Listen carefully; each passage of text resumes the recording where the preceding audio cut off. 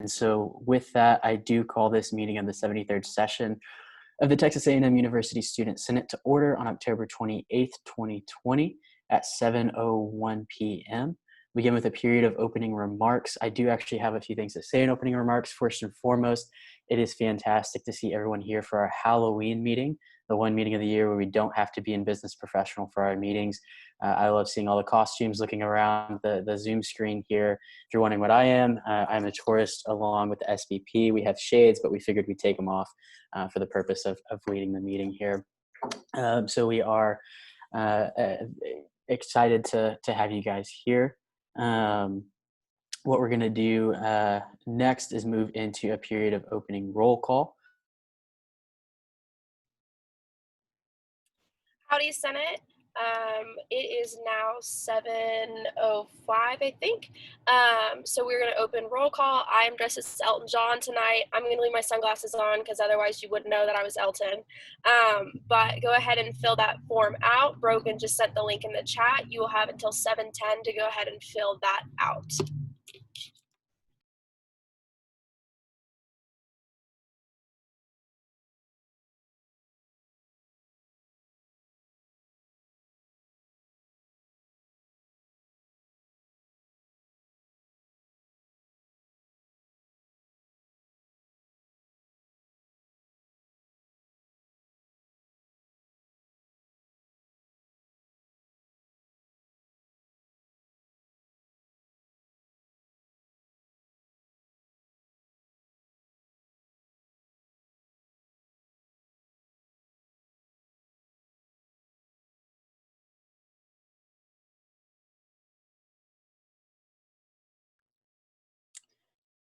As the Speaker Pro Tempore said, that opening roll call form will remain open until 7:10, but we are going to go ahead and move into the next part of our night, which is a period of invocation and the pledges of allegiance, led by a special guest tonight, Leanne Howard from the Association of Baptist Students. Leanne, are you with us? Yes, I am. Well, fantastic. It's great to have you. Take it away. If you'll pray with me, Lord, I ask that you allow this meeting to run smoothly and that the Student Senate works diligently and with grace, and that they're able to come to conclusions and help make good decisions for the student body. Lord, I ask that you continue to be with the school as they make decisions moving forward into later semesters as we're still in the midst of this pandemic, and that you stay with the student body to keep us all safe. And during this during these unknown times, Lord, I ask again that you just keep everyone safe, and that you help the student body or the Student Senate have a smooth running meeting, and that they make the best decisions for us. Amen.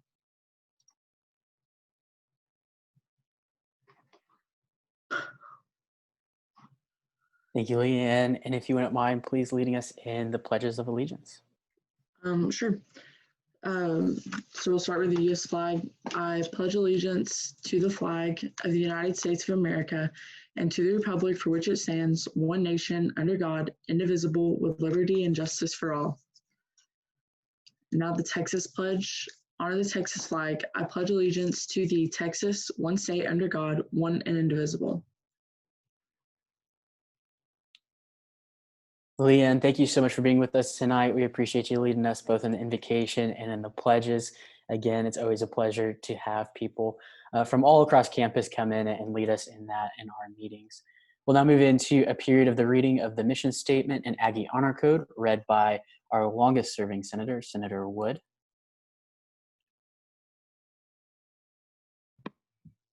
Howdy, Ags. The Texas A&M mission statement states, the Texas A&M University Student Senate represents all students in order to, in order to enhance Texas A&M experience within our university and the communities through research, legislation, and advocacy in accordance with the core values of our institution.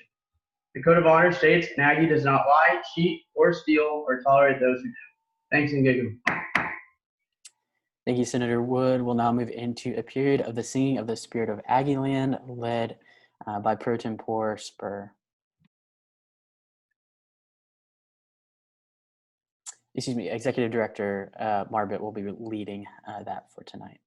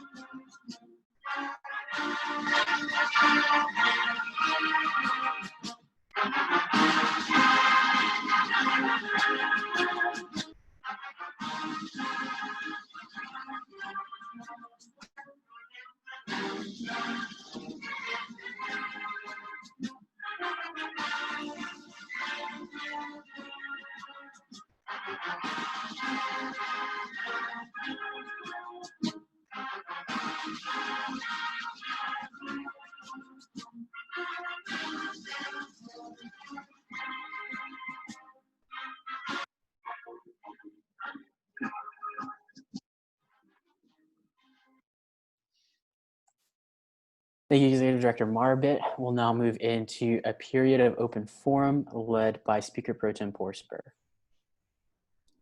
Howdy, Senate. Speaker Pro Tempore Spur. There's one speaker tonight for open forum, and that is Joseph Rogers on behalf of the Core Values Subcommittee.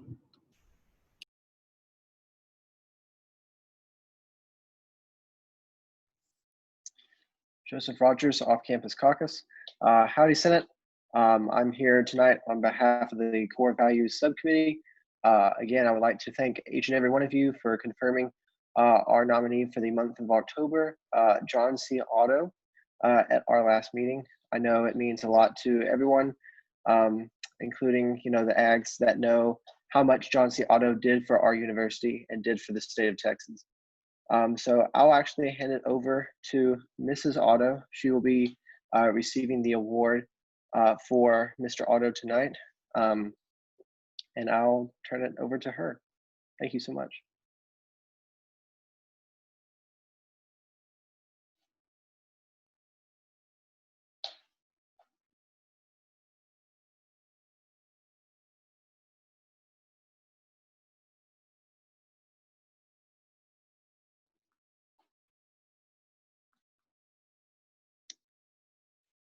Mrs. Otto, are you there?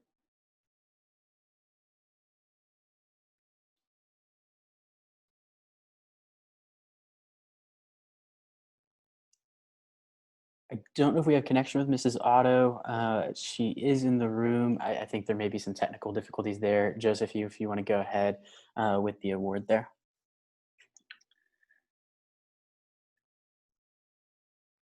Well, yes. So so I guess Mrs. Otto will speak with us when she regains connection. But yes, the awardee of this month is John C. Otto. Again, thank you so much.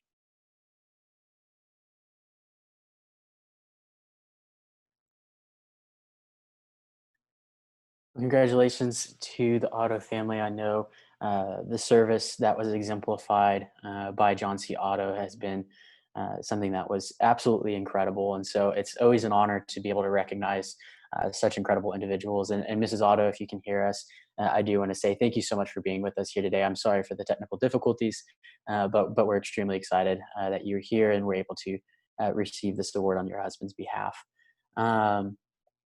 With that, we will now close the period of open forum as there are no other people signed up, and we'll move into a period of the approval of the 10/28/20 meeting minutes. We'll go ahead and do this by general consent. So do I see any objections to approving the 10/14, 20 meeting minutes by general consent?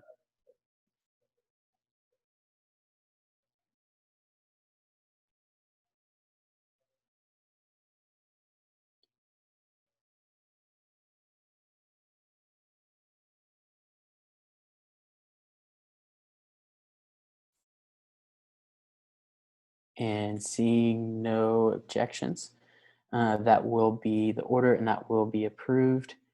And next we'll move into a period of presentation from SAFAB. They're going to be presenting to us tonight. I believe Tom Reber will be our presenter.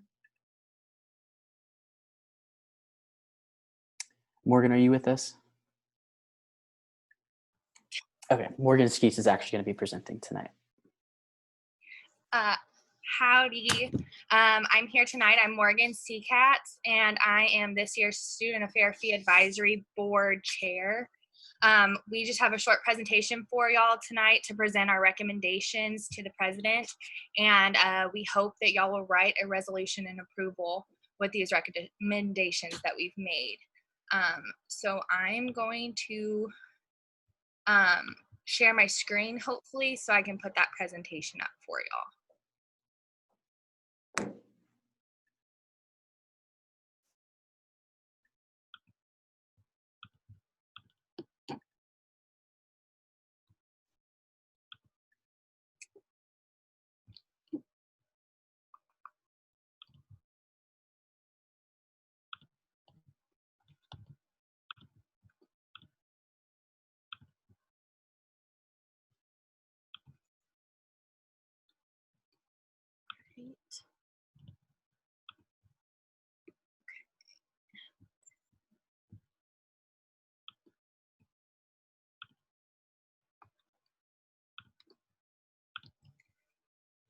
Right.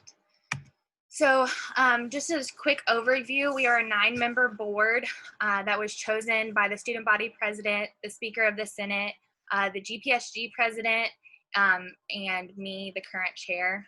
We consist of both undergraduate and graduate students, and we're tasked with making recommendations of the UAF fund in relations to the Division of Student Affairs.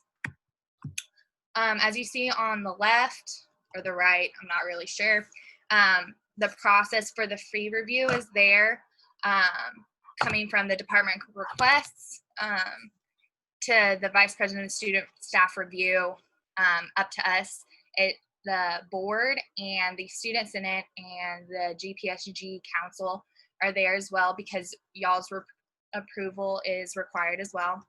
From there, it'll go to the vice president of student affairs, then the president, who makes the ultimate decision. We strictly make recommendations. On the other side is all of the departments that we represent within the division. So the board undergoes an extensive training to educate us on how the UAF is allocated, where the money goes, and how it comes in. Each board member serves as a liaison between 2 or 3 departments, where they communicate what students are looking for, and just help them along the process for recommendations. Then the departments will present to us with what they are requesting for that fiscal year. We discuss every line item as a board, taking into account student feedback. A survey is sent out. This year we received about 350 responses. After discussion, votes are made in favor or against the request, and ultimately they're ranked in priority order. So here we have the total requested funds, the total recurring funds requested, and the total one-time funds requested. Departments can decide to do recurring funds, so they will become line items for the foreseeable future, or they can request one-time funds for the single fiscal year. So here are the recurring funding recommendations made by the Student Affairs Fee Advisory Board. So the 9-0 requests were a Student Conduct Office SDS2 position for ODSL, a position reclassification for the Veteran Resource and Support Center, a career ladder increase for 6 staff at Counseling and Psychological Services, increased funding for student workers at Becky Gates, graduate assistant for Student Research Week for GPSG, an administrative assistant for Multicultural Services, and a staff adjustment for the Memorial Student Center. And these were ranked, all 9 board members ranked in favor. For our 8-1 is an instructional designer for student activities, an SDS2 position for extended orientation for student activities, to reclassify the accompanists for music activities, a student development specialist for multicultural services, and a DSA marketing student experience team for the vice president of student affairs. 7.2, we recommended a student assistant service SDS2 position for ODSL and a graduate assistant for multicultural services. And then 5-4, we recommended a DSA marketing graduate student for vice president of student affairs and a graduate assistant for student life studies. So the total recommended recurring funding was $508,563. For one-time funding, 9.0 recommendations were an accessible information management database for disability resources, staff training program for Memorial Student Center, a full-time staff professional development for student life studies, and telephone system upgrades for student life studies. Our 8.1 were Polycom phone replacement for Memorial Student Center, 2 ProCare touch computers for Becky Gates, student worker budget replacements for Memorial Student Center. 6.3 was a VoIP phone equipment for the student activities. And then 5.4 was 13 new iPads and the total recommended one-time funding was $206,026. There were requests that were not recommended. After anything below a 4 or 5 vote is not considered recommended by the board. So here's the breakdown for you for total requested and total recommended by the board. 75% of this year's requests were recommended to be funded. And now if y'all have any questions for me, I would take those.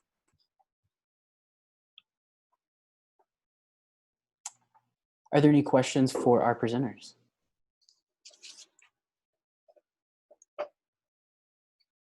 Senator Jeffers.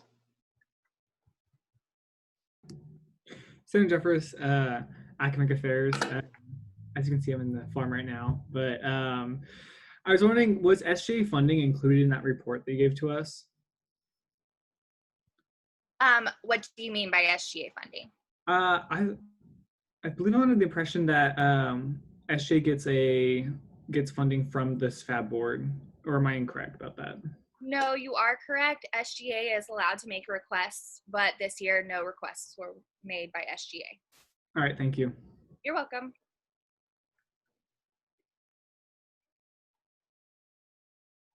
Are there any other questions for our presenter?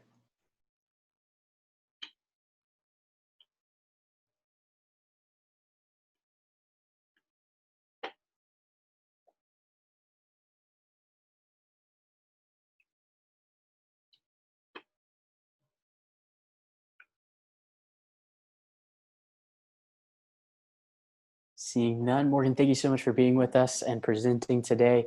I know that took a lot of work to put all of that together, and y'all have been working extremely hard, and so we're excited to see that come to fruition, and we'll be excited to go through the approval process as well later on.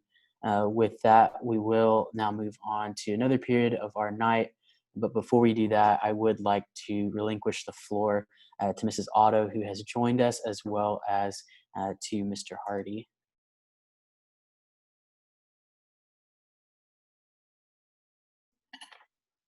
Mrs. Otto, are you with us? I am here. Yes, thank you. Awesome. Thank you so much for being with us. The floor is yours. Thank you for the invite. I'm not sure what's going on with this. I was just invited to join the meeting, so until I know what it's all about, I don't know what to say. But thanks for the invite. Oh, howdy, Mrs. Otto. Joseph Rogers, Off-Campus Caucus.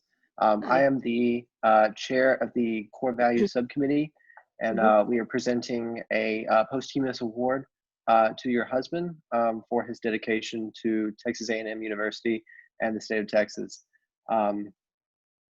This award is just for the award of leadership and just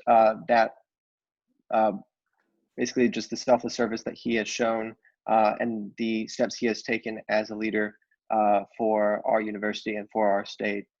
So I just wanted you to please say some brief remarks about How do you feel about him receiving this award and what he means to you?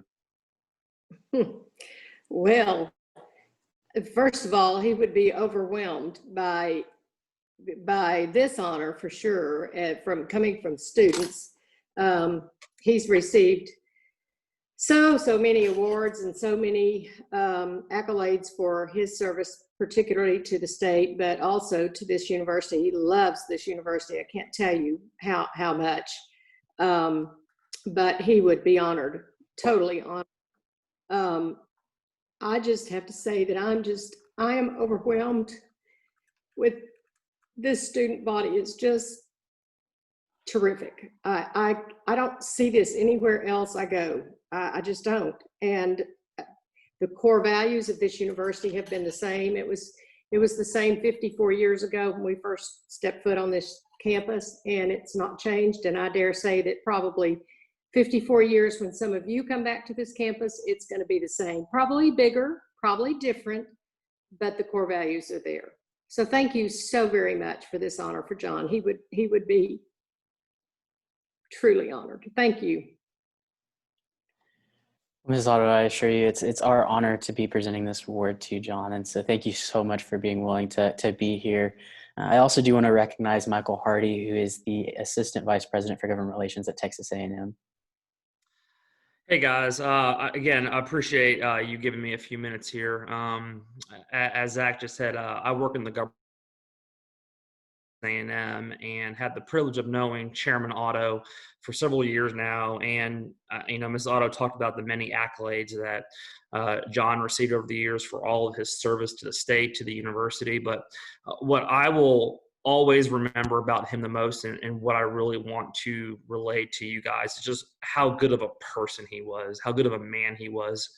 You would have never known some of the quite powerful positions that John had during his tenure in the legislature, and you would have never known that. He would talk to anyone, especially if you were an Aggie, at any point, and was just a really, really good person. And I think every day lived up to the core values of Texas A&M.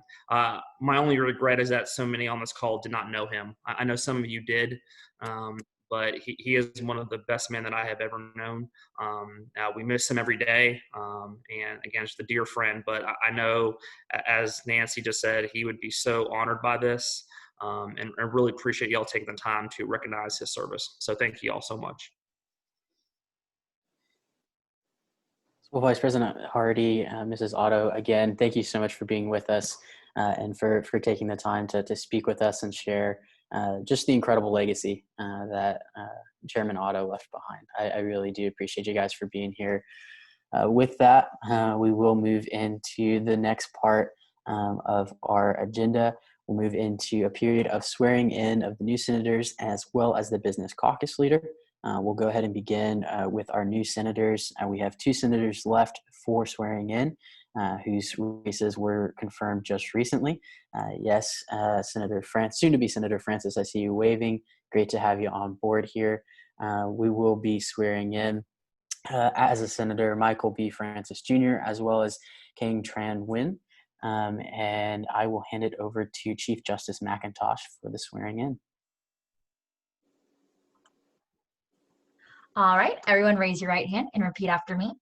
I state your name, do solemnly swear to faithfully execute to the best of my ability the duties of the office of Student Senator for the Texas A&M University Student Government Association, to uphold the honor of the same at all times, to protect the welfare of the student body, and to promote good relations between the students and those concerned with the university. Congratulations, everyone. Congratulations to our new senators. It's a pleasure to welcome you guys aboard. With that, we will now swear in our new caucus leader for the Mays Caucus, Sarah Grace Krogh. Chief Justice McIntosh, I'll hand it over to you again. Raise your right hand and repeat after me. I state your name, do solemnly swear to faithfully execute to the best of my ability the duties of the office of, state your office, for the Texas A&M University Student Government Association, to uphold the honor of the same at all times, to protect the welfare of the student body, and to promote good relations between the students and those concerned with the university. Congratulations, Senator Krogh. It's fantastic to have that caucus leader position filled in the Mays caucus again. Chief Justice McIntosh, thank you for being with us for the swearing in processes tonight. With that, we will now move into a period of unfinished business, beginning with bringing back up SB 7304, the Director of Legislative Operations Bill. Speaker Pro Tempore Spur, I believe you are the primary author.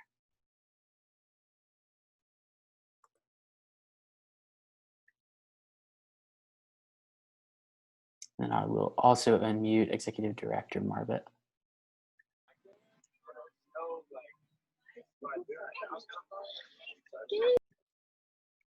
Howdy guys, Hannah's in here.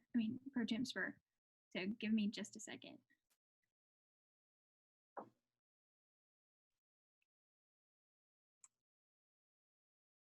Speaker McHugh, I let Pro Temp Spur back into the meeting while you were introducing it, so she might not know that she's about to present.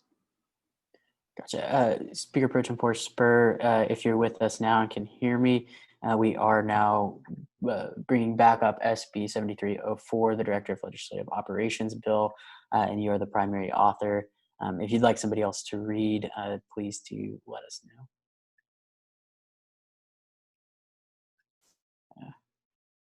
Executive Director Marvitt, would you care to present?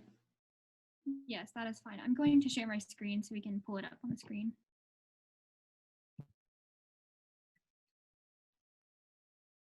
This is the Director of Legislative Operations Bill, a bill to create a Director of Legislative Operations position under the Operations Committee.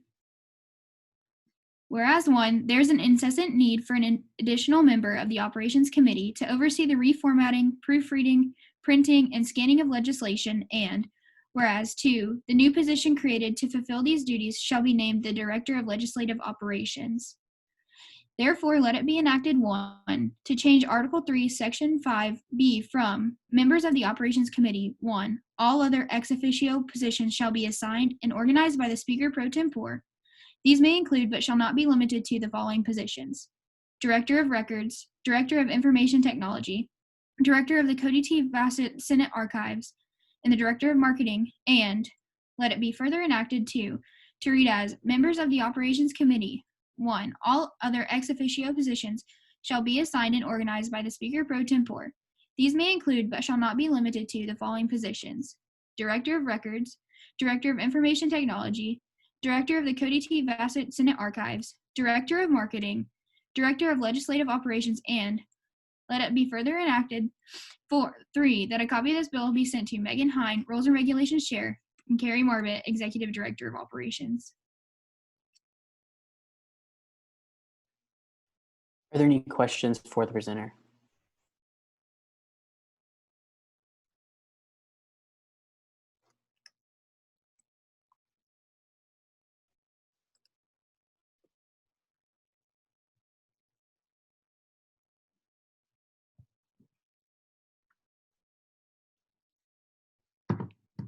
Seeing none, that will conclude our period of Q&A, and we'll move into a period of debate, beginning with debate against. Do I see any debate against?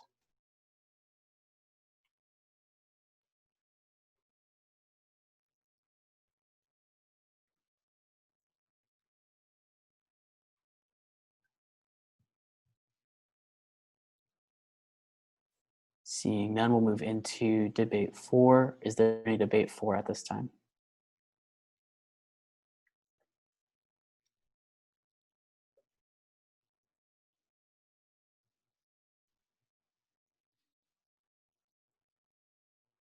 And again, seeing none, debate is one-sided, and that will conclude our period of debate. And we'll move into a period of voting led by Pro Tempore Spur. Howdy Senate, it is 7:31 p.m. This is SB 7304, and you will have until 7:34 to go ahead and vote. Brogan just sent the link in the chat.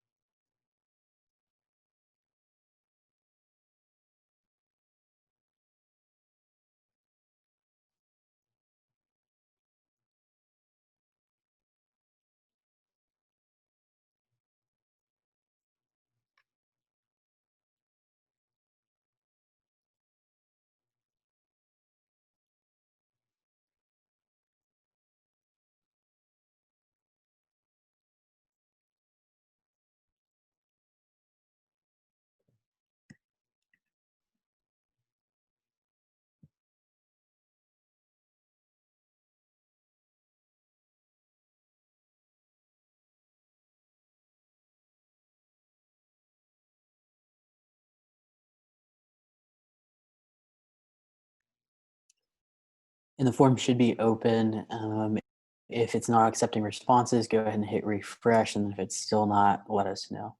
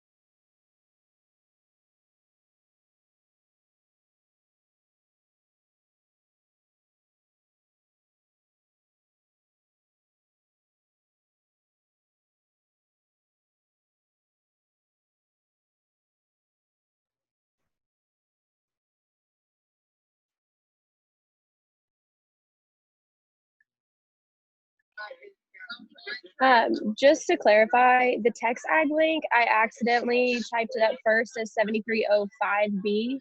So go ahead and try 7305B. It should link to 7304. I mislabeled the text tag link and I created a new one, but the new text tag link may not have saved because the old link was incorrect and it goes to the same thing. So if you're trying to access it from the link, you could try doing tx.ag / instead of 7304B, try 7305B. It may work. That's my fault. I thought it was 7305, but I was making the Google form and then I changed it.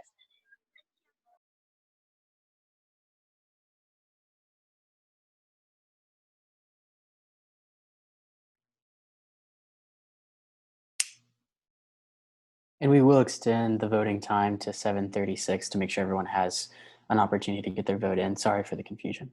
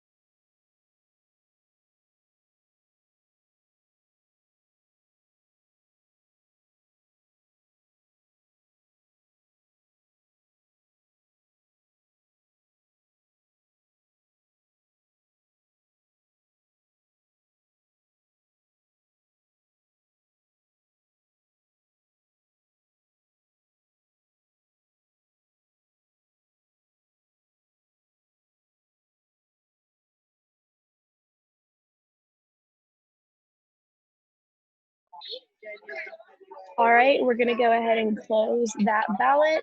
And with a vote of 59 in favor and 2 in abstention, that passes. So SB 7304, the Director of Legislative Operations bill, does pass.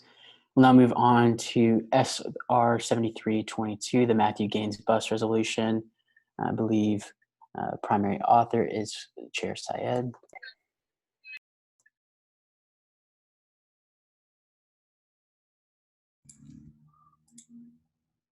Chair Syed, Student Services. I believe Chair Rodriguez is presenting the bill as it is coming out of her committee. Yes, I will be representing it tonight. Let's see, Zach, I think it's already in the drive to pull up. Yes, it should be in the drive, yeah.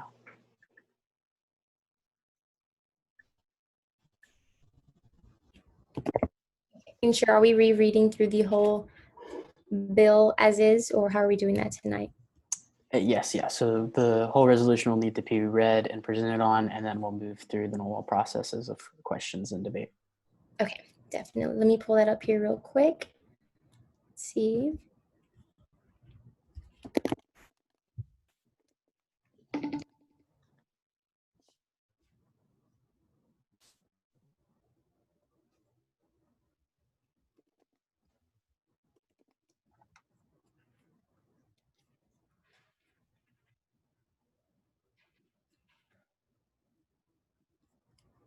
Okay, so we have here, whereas one, all Texas A&M bus routes are named after certain facets of Texas A&M through its history, culture, and tradition.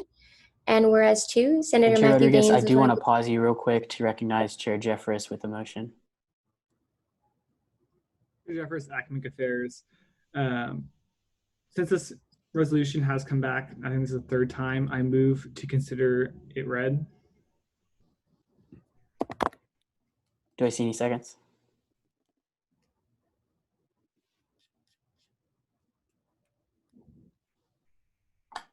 Seeing multiple seconds, we will move by general consent to consider this resolution as read, meaning that we will skip the reading portion and go directly into the presentation and then the question, answer, and debate as normal. Do I see any objections?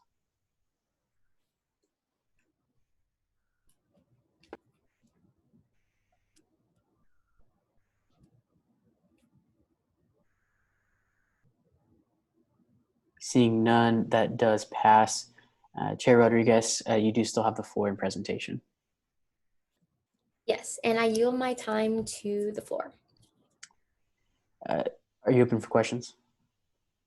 Yes, I'm open for questions. The presenter is open for questions at this time. Chair Teague. Thank you, Mr. Speaker. Chair Teague, Finance. Chair Rodriguez, I know we referred this motion or this resolution to your committee for a poll. I understand that went out. Do you have access to that data, or can we have access to that data at this point? Has that been released? Yes, so Ag input is still released where students can still respond. I will send a link in the recap email that Zach is able to send out, or if I can send that to the whole Senate body, that'd be perfect. I do have the results, and there was a high percentage of the student body that did vote yes in order to change the bus route name in order to honor Senator Matthew Gaines. So I'm going to add that as an amendment tonight, if possible. Mr. Speaker, permission to follow up. Granted. Thank you. Again, Chair Teague, Finance. Chair Rodriguez, how do you expect all of us to vote tonight when we don't have access to student opinion? That was, I believe, the will of the body was to gain student opinion on that, agree or disagree. However, it seems like we all can't vote until we know that. And Chair Teague, if you refrain from making statements in the form of question. Yes, thank you. Sorry, Mr. Speaker. Can you provide us anything, any of that poll information other than, I mean, I know it's still out. Can you provide us anything? Yeah, so no, I totally understand. But as the constituency affairs chair, I do, have the student voice that was expressed in the survey and would love to add that as an amendment onto the resolution so that we're able to, see that as data from the survey that was released. But we will also be releasing this to the Senate body as soon as possible. I know that the survey is still open for suggestions, so I wouldn't want to release if it's still open, but I'll definitely add the information in tonight as the CA chair. Are there any other questions for Chair Rodriguez?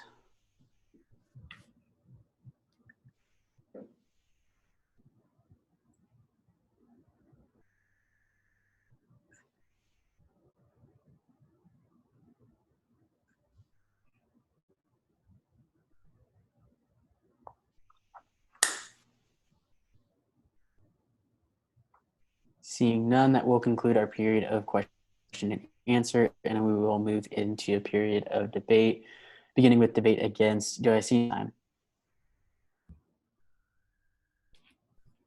And as a reminder and update for our new senators as well, if you do have debate against, please utilize that raised hand tool.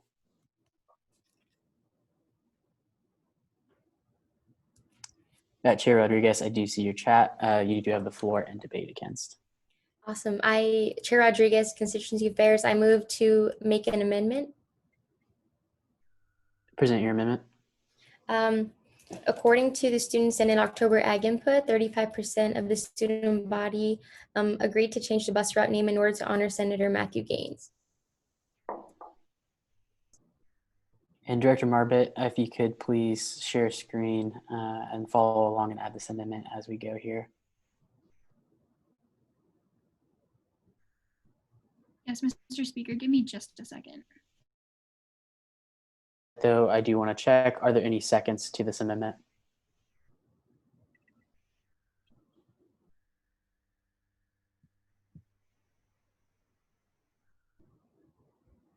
Seeing multiple seconds.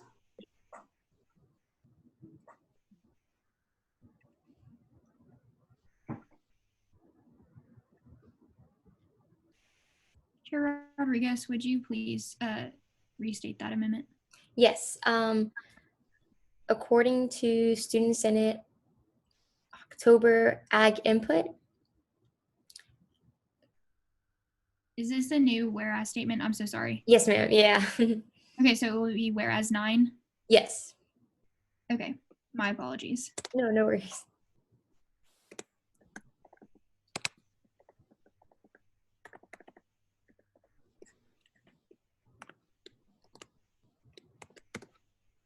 Okay. Okay. According to Student Senate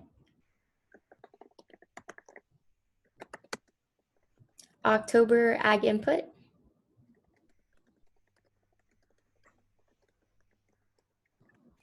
And then a comma right after that. 35% of the student body. Do you want that to be this way? That's perfect. Okay.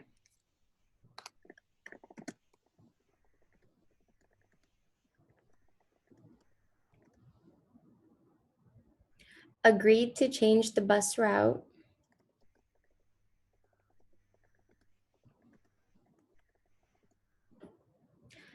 Name in order.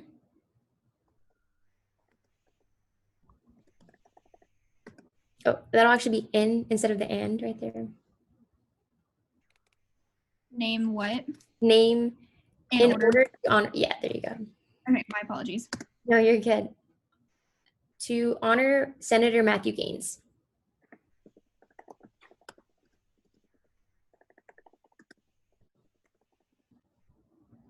And that's complete. Before we go any further, I do want to recognize the point of information from Chair Jeffress. Permission to request information from Chair Rodriguez. Granted. Chair Jeffress, Agma Affairs. Chair Rodriguez, did you misspeak? Because I was looking at the data and it's 61% were in favor. Let me check.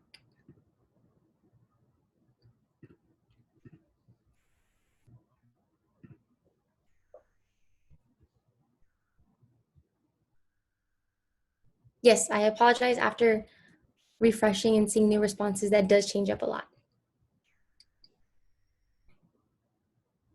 All right, thank you.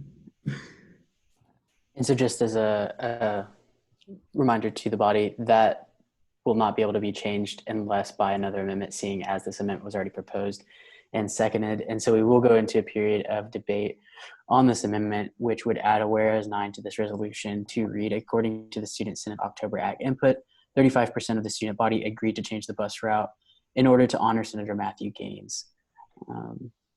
Do I see any debate against?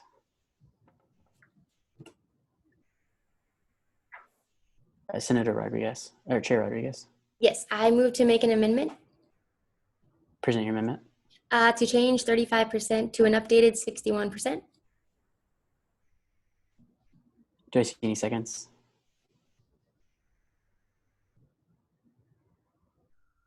Seeing multiple seconds. I would like to recognize the point of information from Senator Nassis. Senator Nassis, on-campus caucus, permission to address Chair Rodriguez? Permission granted. Okay. Chair Rodriguez, when you say 35 or 61% of the student body, do you mean 61% of students who responded to ag input or the entire student body? Yes, referring to the students that were able to respond to the survey. Thank you. Then I also want to address the point of information from Chair Feldman. Chair Feldman, Legislative Relations. I'd like to address a question as to why certain people have access to the data and other people don't. Why are we selectively giving data for this poll? If it was constituency affairs and some people have access to it, some don't. Chair Rodriguez, if you can enlighten me on that. Yeah, no, most definitely. So Sam Jeffries and I, or Senator Jeffries and I, both, collaborated on creating questions for this piece of ag input. So we both worked on this together. And so that's why he is the only other person that does have access to this. It wasn't something that was given. It was something that we worked on together before this was released. Thank you. And now seeing multiple seconds to this amendment to change 35% to, I believe the number was 61%. Before we continue, I want to address the point of information from Senator Wood. Senator Wood, College of Engineering. May I direct this to Chair Rodriguez? You may. Seeing as I also had input on the survey that was sent out on like the first meeting as I was at Army on a Thursday night, is there any way that I could perhaps get access to that data, since me and you and the entire committee did work on that first one? Yeah, so no, just to re-clarify, I just shared my screen with the Constituency Affairs Committee showing what Sam Jeffries and I had crafted together, and we actually met to work on this. So I did just share my screen and show you guys what we had crafted. I never, sent the ag input link to anybody. But I mean, this will be released really soon, but only Sam Jeffries and I do have access to this. And so with that, I do want to remind the body that debate cannot happen within the chat function. Senator Lucas, I do have to find you out of order for having debate in the chat. With that, we will now continue to consider the amendment to change 35 to 61, and we'll begin with a period of debate against. Do I see any debate against?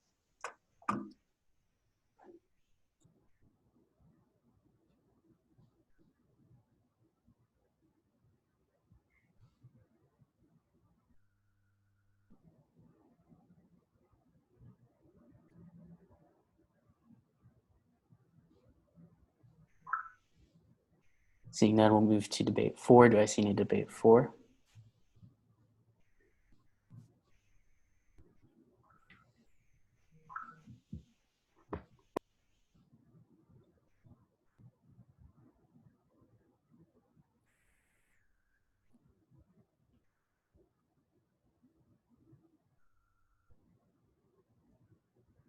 Senator Trosclair with a point of information.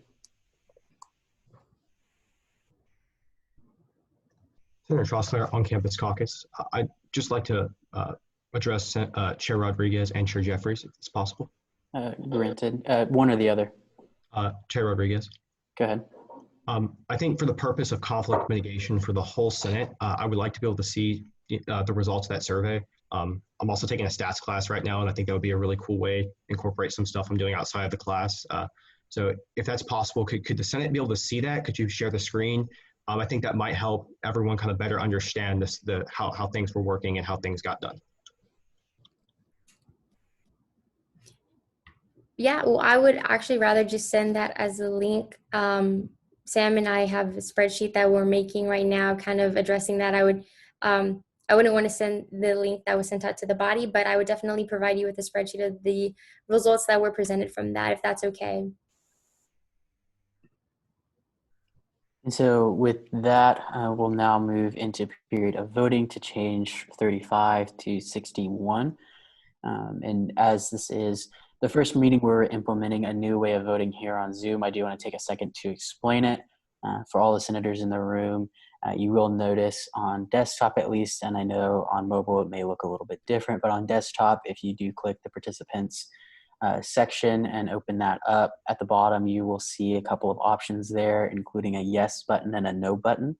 The way we're going to be voting, just to ensure both transparency as well as efficiency, is we're going to be voting all simultaneously, both those in favor and those against. So you'll hit either yes or no when voting begins. And then that will automatically tally up those votes for us, and we won't be counting hands. And there's there's less room for error through that in the voting system. So with that, voting will now open. If you are in favor of change, please click yes. And if you're opposed, please click no.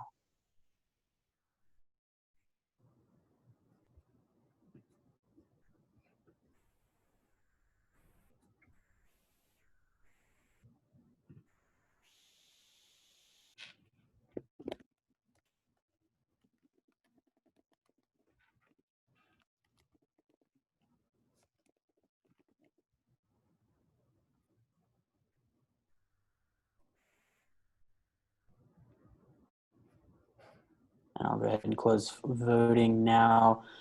So by a vote of 32 to 0, that does pass, and we will change 35 to 61. Director Margaret, if you could make that change be reflected on the screen.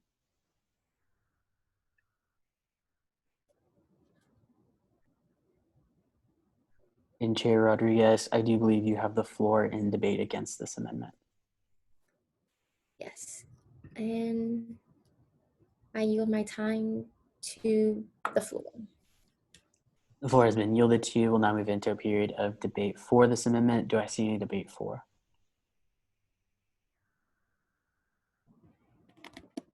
As a reminder, if you do have any debate, please utilize the raised hand tool.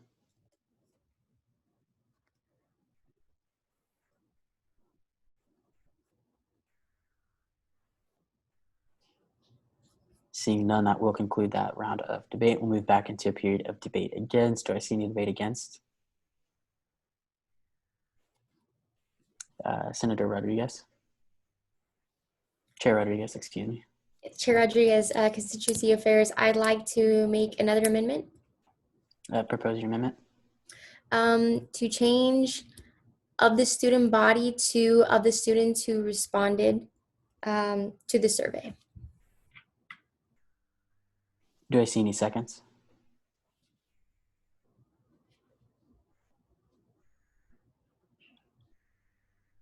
Seeing multiple seconds, we'll now consider a change to the proposed amendment to read 61% of the students who responded to the survey instead of the student body. We'll begin with a period of debate, beginning with debate against. Do I see any debate against at this time?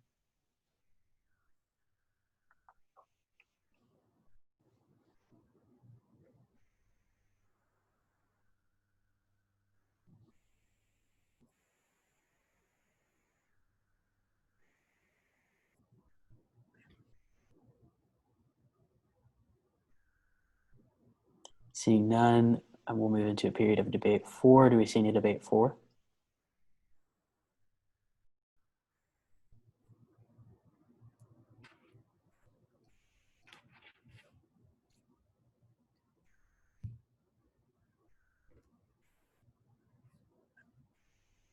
Seeing none, debate is one-sided, and that will conclude our period of debate. We'll move into a period of voting on whether or not to amend the amendment so that it reads 61% of the students who responded to the survey as opposed to 61% of the student body.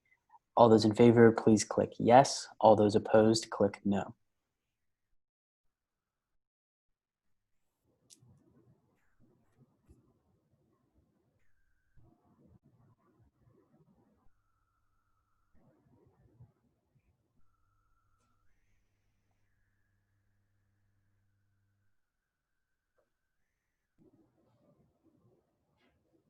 And please have your final vote reflected within the next 5 seconds.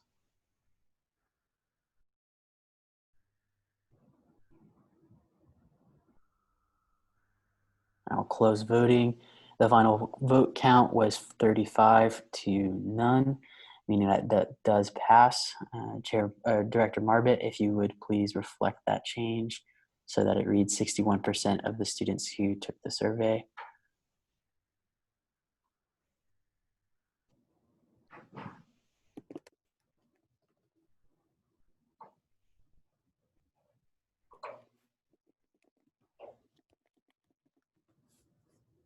Chair Rodriguez, if that is incorrect, would you please correct me? It looks perfect. With that, Chair Rodriguez, you do hold the floor and debate against on the amendment. Yes, Chair Rodriguez, Constituency Affairs, I yield my time to the floor. Floor has been yielded to. We'll now move into a period of debate. 4, do I see any debate 4?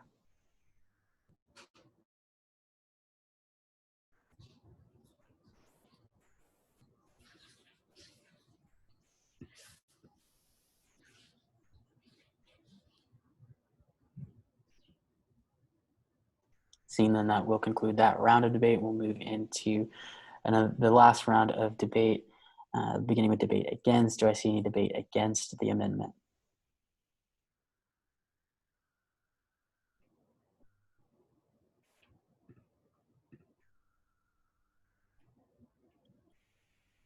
Seeing none, do I see any debate 4?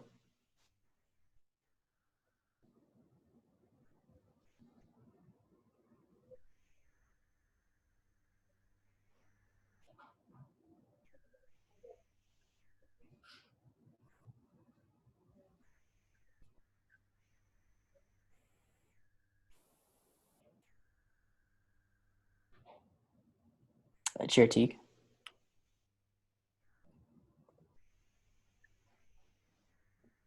Mr. Speaker, I guess I got a little bit, thank you, Mr. Speaker, Chair Teague Finance. I guess I got a little bit lost. The vote right now is on the first rank amendment, is that correct? Yes, so we're still in the final round of debate on the first rank amendment. Okay, perfect, thank you. Mm-hmm. And again, I'll call one last time for debate 4.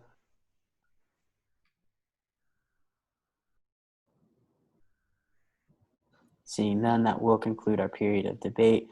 We'll now move into a period of voting on the amendment to add the whereas 9. All those in favor, please signify by clicking yes. All those opposed, signify by clicking no.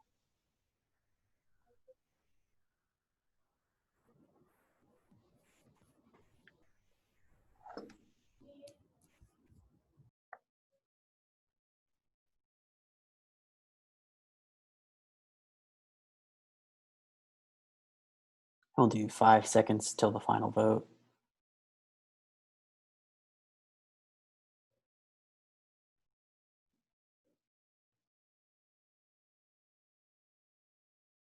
By a vote of 29 to 1, that does pass, and whereas 9 shall be attached to this resolution. And we'll now continue with a period of debate against the resolution as a whole, which I believe Chair Rodriguez does hold the floor in. Yes, I yield my time to Chair Teague. Thank you, Mr. Speaker. Chair Teague, Finance.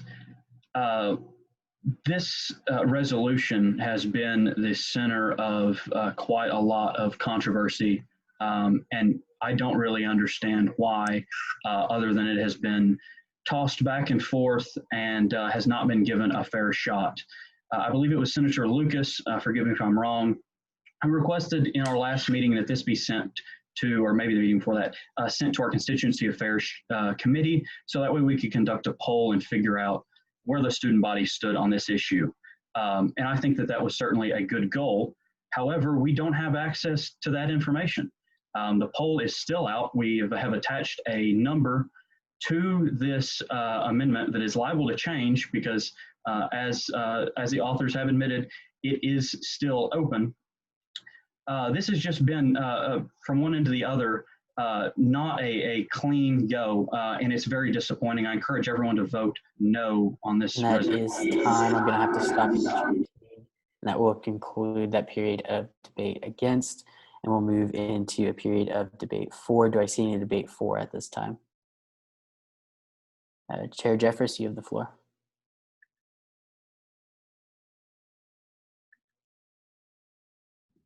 Howdy, Chair Jeffress, Academic Affairs. Yeah, so it is certainly not probably mine or Clarissa's goal to hide any of this data or whatnot, but in my copying and sharing it with the body, I neglected to add in the timestamps and email addresses for privacy concerns. So we only had 2 responses today out of a total of 100 of the survey. This survey is not gaining traction. There's not more information to gain from this. People aren't going back in their emails and trying to find this. So this is probably as best data as we can get unless we want to do a full-scale marketing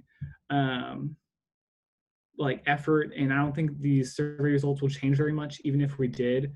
And if you look further at the data, we only had 14.7% say no in response to our suggestion to change a bus route to Senator Gaines, and then a quarter were roughly indifferent. So I don't believe that the survey was conducted in bad faith. It is time, Chair Jefferson. I'm going to have to stop you there.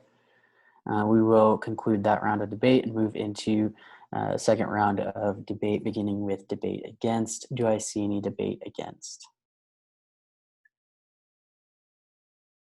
Senator Smith. Thank you, Mr. Speaker. Senator Smith, College of Agriculture and Life Sciences Caucus. Speaking on this resolution, I hate what has happened with this particular piece of legislation. I think this is a large case of mismanagement, and no one person is at fault. We are about to vote on a resolution that includes reference to data that is not complete, data in particular which I never received the email to vote for. I know of at least 2 or 3 other senators who also never received the email to vote on that ag input. And so I don't know if I'm quite ready to vote for this because I question the legitimacy of the poll.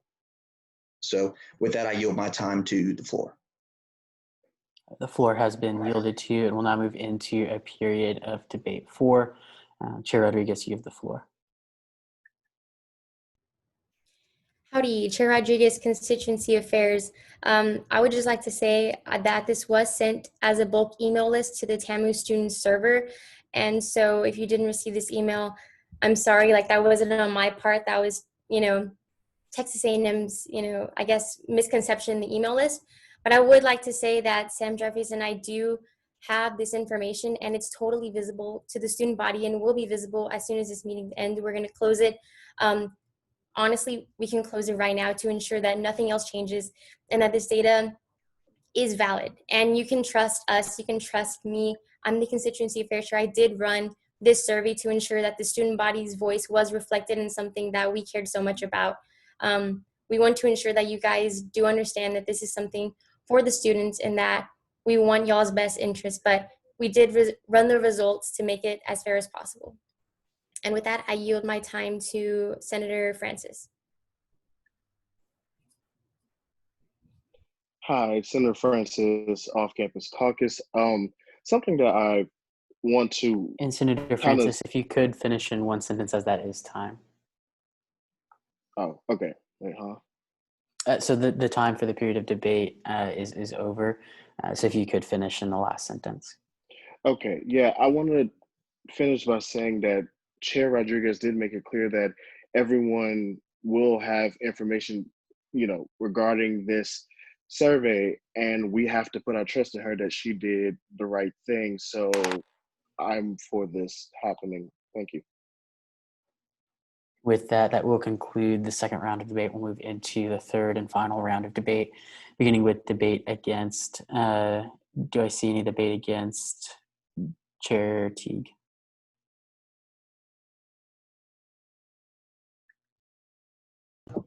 Thank you, Mr. Speaker. Chair Teague, Finance.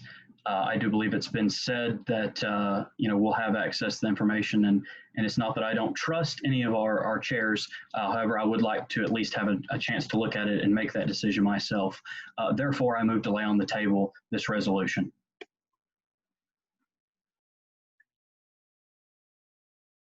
A motion has been brought up. Do I see any seconds?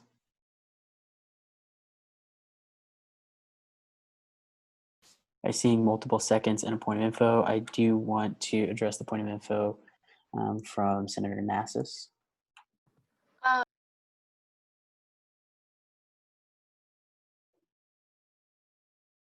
Senator Nassis, I believe you're muted. Senator Nassis, on-campus caucus, permission to address Chair Jeffress. Granted. Chair Jeffress, did you put this information in the Slack so we can all look at it right now?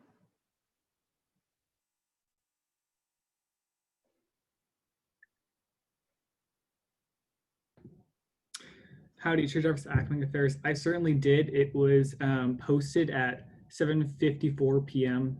today. So please check your Slack messages if you're wanting to know this information and take a look at it. There's only one column, so everyone should be able to review this pretty quickly while we move through debate. It's only one column. So with that, we did have a motion that received multiple seconds to lay this matter on the table. And so with that, we will move into a period of debate on that motion, beginning with debate against. Do I see any debate against?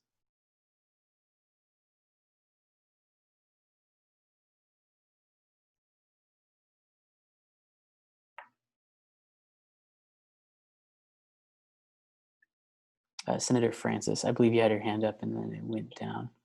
Sorry, I was confused on, are we against the motion? Yes, so this would be debate against the motion. Okay, Senator Francis, off-campus caucus. I'm against the motion simply because I feel as though we've already put a motion, do not read it, because clearly everyone understands it. Not only that, but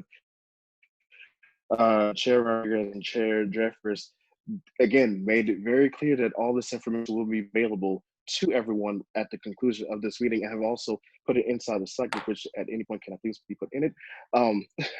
And Senator also, Francis, I will have to pause you to recognize the point of order from Chair Teague. Thank you, Mr. Speaker. Chair Teague, Finance. Mr. Speaker, the motion to lay on the table is not debatable. All right, let me double check that here real quickly. Where I would defer to Chair Hine. She is in another meeting. She'll be here shortly, but I do have her on text here real quick.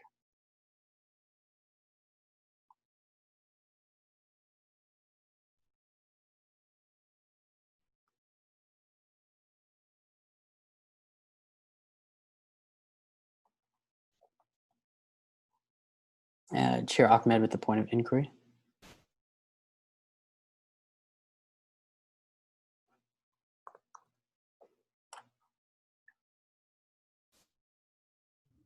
Howdy, Chair Ahmed, Diversity and Inclusion. Chair Off-Campus Caucus, while we wait for Chair Hine to respond, do you want to let especially the new senators know what this motion means? Yes, so to lay this piece of legislation on the table would be to put it aside and not consider it here tonight. And were Chair Hine here, she could give you a much more in-depth explanation of what that is. Chair Jeffress with the point of information.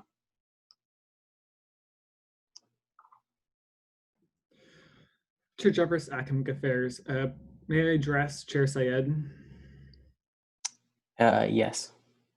Chair Syed, would you mind specifying the deadline associated with this resolution?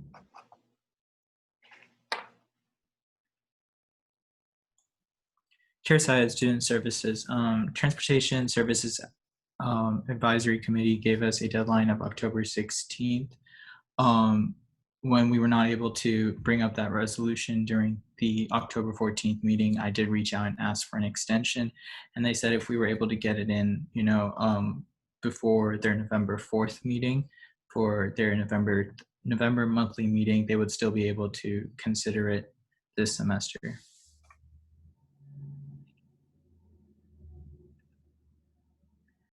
And with that, I have heard back now from Chair Hine. It appears that the chair does stand out of order. The motion to table is not debatable. And so with that, we will conclude debate and move into a period of voting on the motion to table this resolution. Again, we're going to be utilizing the yes/no tool. So all those in favor of tabling this motion, please signify by clicking yes, and all those opposed, please signify by clicking no.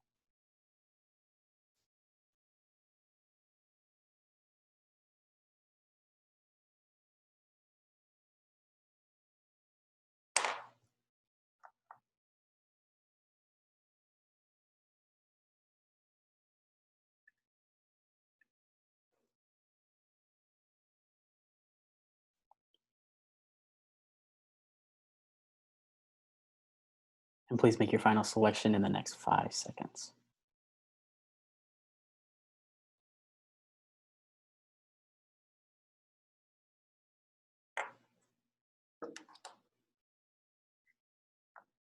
By a vote of 11 to 27, that does fail, and the motion will not be followed through with. We will now return to that period of debate against. Chair Teague, I believe you do still have the floor in debate against.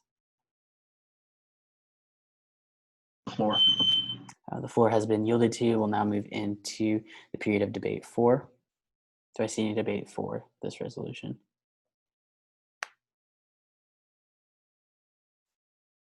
Chair Ahmed, you have the floor.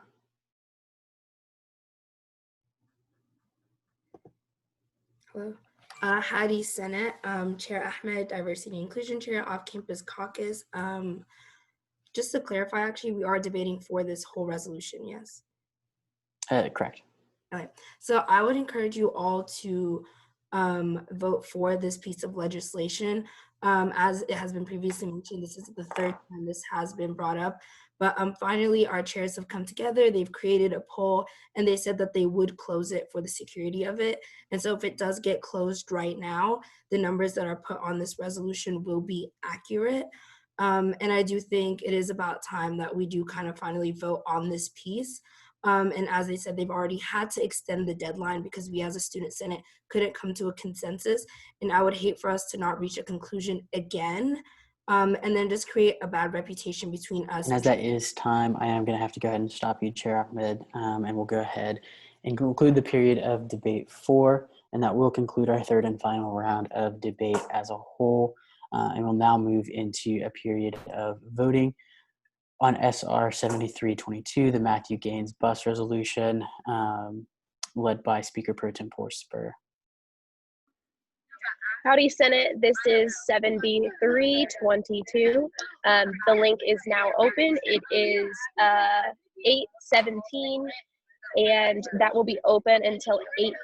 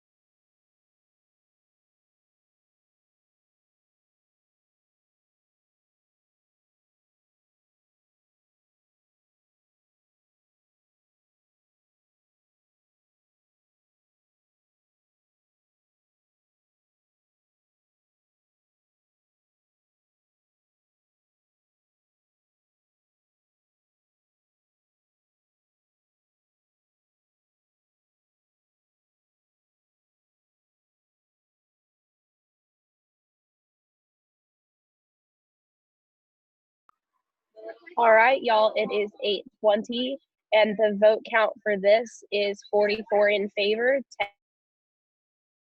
10. And so with that, SR 7322, the Matthew Gaines Bus Resolution does pass, and that will conclude our period of unfinished business. We'll now move into a period of new business, beginning with the presentation of SA 7302, the Caucus Leader Reformation Act.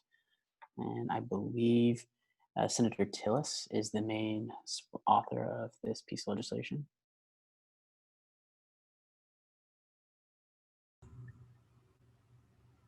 Senator Tillis, do you have any other senators presenting with you? Yeah, Senator Tillis, Engineering Caucus. Chris Rodriguez is actually the main author of this piece of legislation.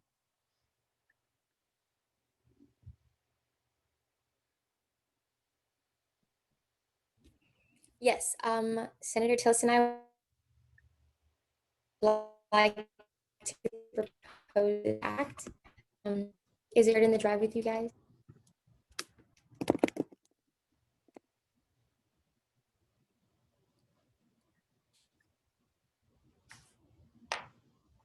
Perfect. Okay, so Senator Tillis and I would like to propose 73 Caucus Leader Reformation Act, an act to reform the responsibilities of caucus leaders. And so this is mainly an act to kind of reestablish what caucus leaders' duties are within the Student Senate. We did notice there was kind of not necessarily, guidelines of what a caucus leader was expected to do. So Senator Tillis and I and Sam Jeffries also came together to create an act that was going to reestablish what a caucus leader's duties were expected to be. And so going into the reading, we have, whereas 1, the responsibilities and duties. I think Chair Jeffries has a motion there.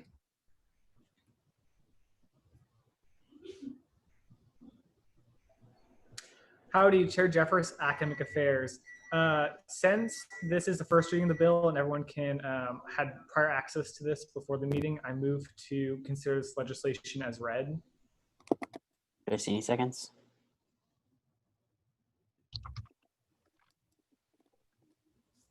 Seeing multiple seconds and no objections, we'll move by general consent to consider this piece of legislation as read for its first reading.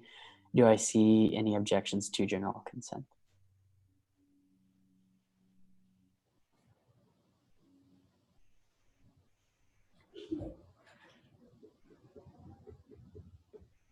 Seeing none, that does pass, and this piece of legislation will be considered as read.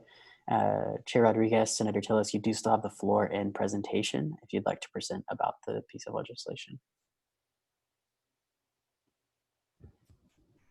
Yes, so I guess some of the main things we had in this act was to kind of reform what the caucus leaders' responsibilities and duties were. There weren't many major big changes, just a couple of meetings that we wanted to establish that caucus leaders were required to attend. We did knock out a couple of things that was in the code, requiring some of the caucus leaders to meet with the respective individuals that were not necessarily contributing to their respective caucus, so we did strike some of that out of the code. We did also add that caucus leaders would have to send out a constituent letter within the 11th week of class. That was just going to give an overview of what the caucus leader was exactly doing in Student Senate and kind of give a review of what's going on through the body. But other than that, we didn't change too much, but we just kind of highlighted what a caucus leader should be doing. But Senator Tillis, if you have anything else to add to that.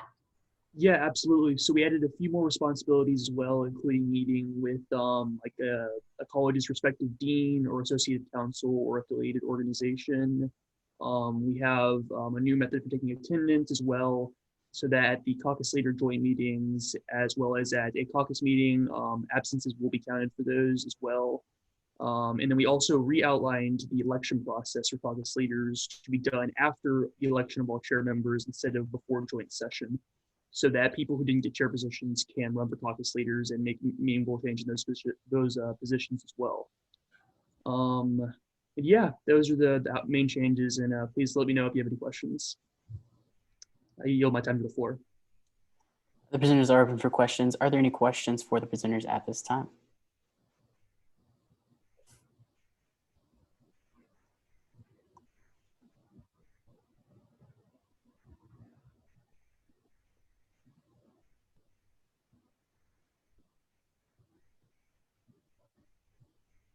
And seeing none, that will conclude the period of question and answer. Thank you to our presenters. And this piece of legislation will be sent to the Rules and Regulations Committee for further consideration. I will now move into the consideration of SB 7305, the Open Educational Resources Bill. I believe Chair Feldman is the primary author here.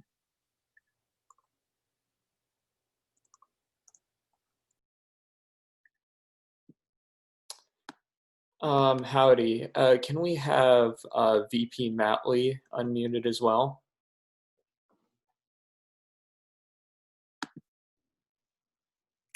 Y'all should be set. All right. Howdy, Senate. Chair Feldman, Legislative Relations. So I'm here for the first reading of Senate Bill S7305, the Open Educational Resources Bill, which is a bill aiming to decrease the costs of textbooks.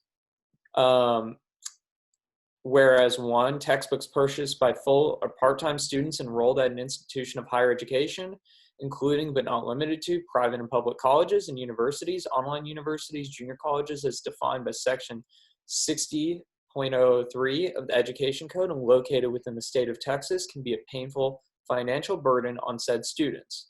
And whereas two, purchasing or renting new or used textbooks which are required or recommended as instructional materials all constitute an additional cost for many working territory students. And whereas three, open source textbooks provide professors an alternative, inexpensive, and customizable textbook option that maintains the integrity of hard copy textbooks. And whereas four, the Texas legislature has made great strides in prior sessions, passing House Bill 3652, House Bill 3650, and Senate Bill 810 to support OER programs. And on September 1st, 2020, the State of Texas Higher Education Coordinating Board opened a repository for open educational resources. And the Texas A&M has been deeply committed to open source textbooks programs within mathematics, biology, economics, and political science, offering textbooks completely online and free of charge to students. And the state of Texas and Texas A&M University have a vested interest in alleviating such financial burdens and effective disincentives from higher education for Tex Aggies and all Texans in general, especially when such burdens and disincentives are levied by the state itself. Therefore, let it be enacted, the Texas A&M Student Senate advocates that the state of Texas invest greater resources into the continuation and expansion of the Open Educational Resources Repository, as well as continued incentives towards open source textbooks programs.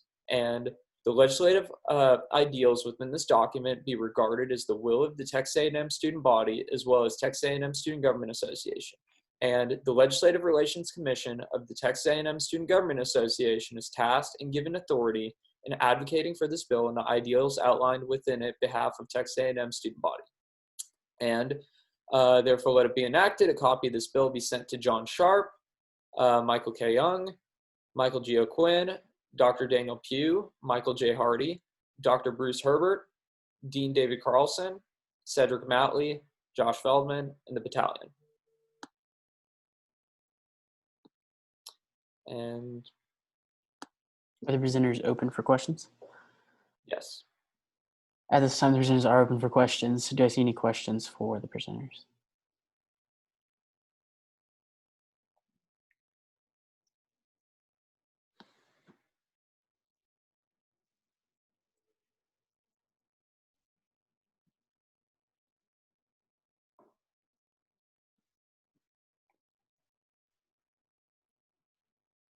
Seeing none, that will conclude our period of question and answer. Thank you to the presenters.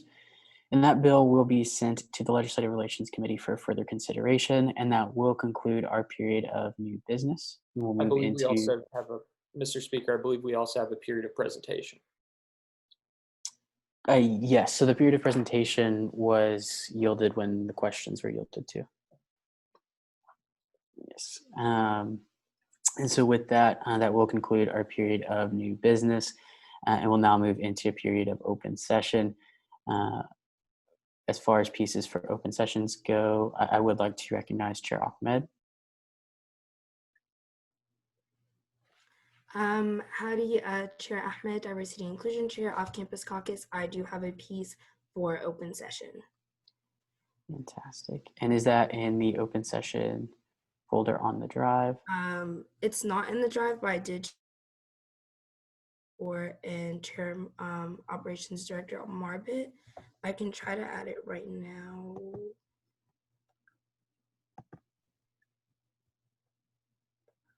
Chair Ahmed, I can go ahead and add that into the drive real quick. Thank you so much. Awesome. And while that's being added into the drive, I see we do have also one other piece of legislation, so we'll go ahead and consider that piece and then come back as this one's being added into the drive. So with that, we will consider a piece from Chair Teague, the October Silver Taps resolution. Thank you, Mr. Speaker. Thank you, Mr. Speaker. Chair Teague, Finance. If you would also unmute Senator Charles Clare, as he is a co-author of this motion or of this resolution.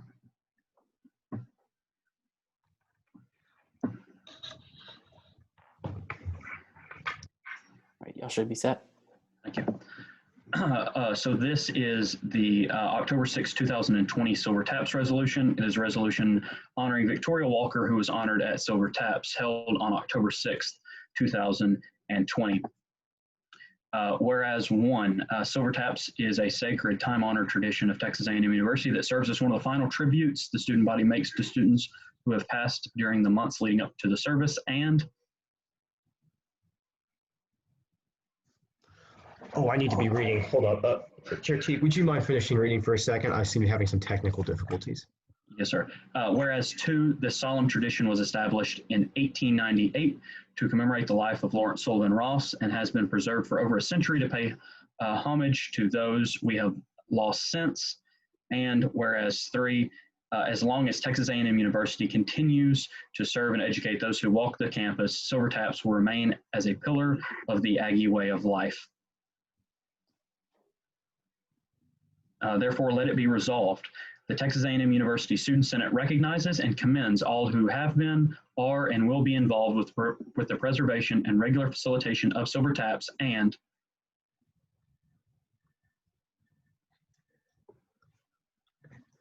Texas A&M University Student Senate gives its sincerest condolences to the family and friends of Victoria Walker, and the Texas A&M University Student Senate joins the rest of the student body in celebrating the life of Victoria, for we are the Aggies are we. And a copy of this resolution be sent to the Battalion Traditions Council, and they are asked to kindly send this resolution to the individual families, as well as Eric Mendoza, Student Body President. We'll yield the rest of our time to questions. Presenters are open for questions. Are there any questions for the presenters at this time?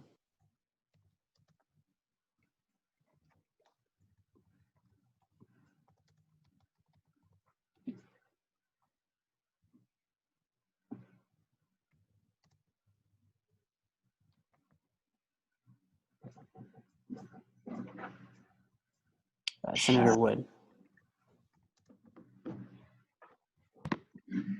Senator Wood, College of Engineering. Did we not already do one for the October Silver Taps? I believe yeah, so we have done a Silver Taps one already, but I believe that was for the September Silver Taps. So I guess so far with stuff with Silver Taps in the title has been September Silver Taps, and then we had the Silver Taps in-person Silver Taps resolution, and then now we're having the October one. It's my plan, as well as I believe Senator Charles Clare and Pro Tem Spur, to recognize each individual that has been honored at Silver Taps throughout the coming months. Gotcha. Yep. Are there any other questions for the presenters?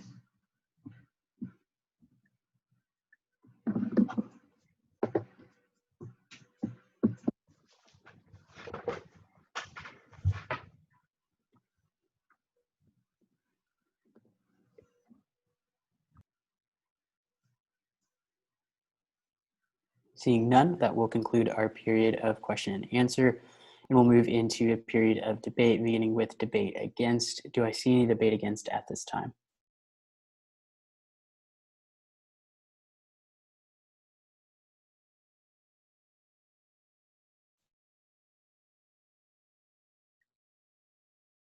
Senator Wood.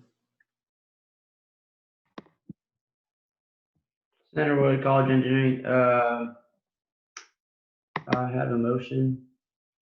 Sorry, I have an amendment. Present your amendment. To add myself and any other sponsors to the resolution.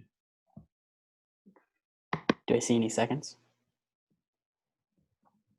Seeing a second, multiple seconds, we will move by general consent to add Senator Wood as well as any other senators who would like to and do fill out the form on the drive as sponsors to this piece of legislation. Do I see any objections to general consent?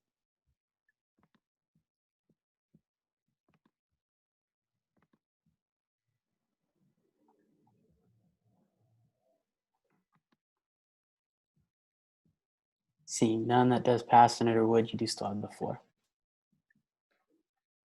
Senator Wood, College Engineering, may I ask what school means? I yield my time to the floor.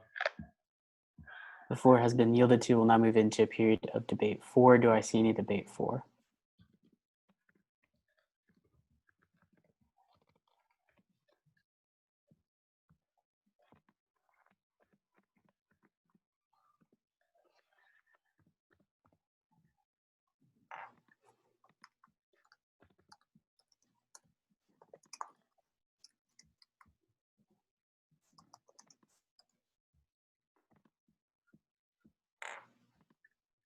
Seeing no debate 4, that will conclude that first round of debate. And we'll move into a period of debate against. Do I see any debate against?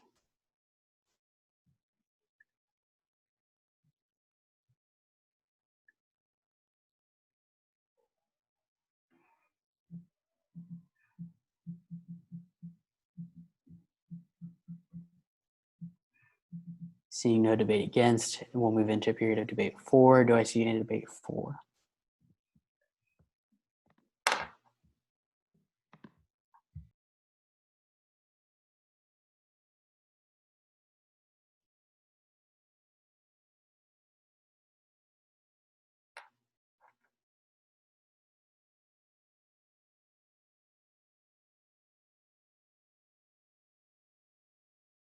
Seeing no debate 4, debate is one-sided, and that will conclude the period of debate. And we will move into a period of voting led by Pro Tempore Spur. Pro Tempore Spur, if you would also please assign a number to this piece of legislation. I believe we do already have an SR 7323, and so this piece will not be SR 7323. Howdy, Senate. Speaker Pro Tempore Spur, Off-Campus Caucus. Whatever. I will go ahead and look at the piece for now. Just put the Domestic Violence Awareness Month resolution, or just like put domestic or something, because I don't know where we are in the numbers, but I'm going to check and I will update y'all as you're voting. As a reminder, this is the Silver Taps resolution. My bad. Sorry, Silver Taps resolution. I will double check. There's that. I'm behind.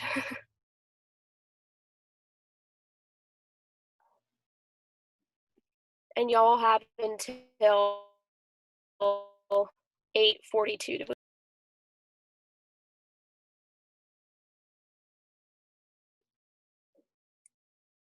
And also just to clarify, while that number is being assigned, if you filled out the sponsorship form, go ahead and fill it out again with the title of the piece of legislation instead of the number, since SR 7323 will refer to an older piece of legislation. Instead, go ahead and fill that form out by saying the October Silver Taps resolution.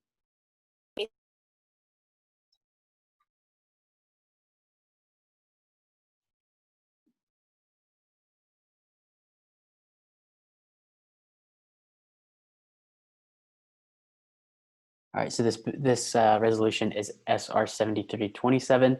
So if you have not voted or you have not filled out the sponsorship form or are refilling out the sponsorship form, you can either put it as the title of the legislation or you can do SR 7327. So if you've already voted with the title, if you've already sponsored with the title, you're good. But if you voted or sponsored under SR 7323, then you have to redo that with either the title or the number.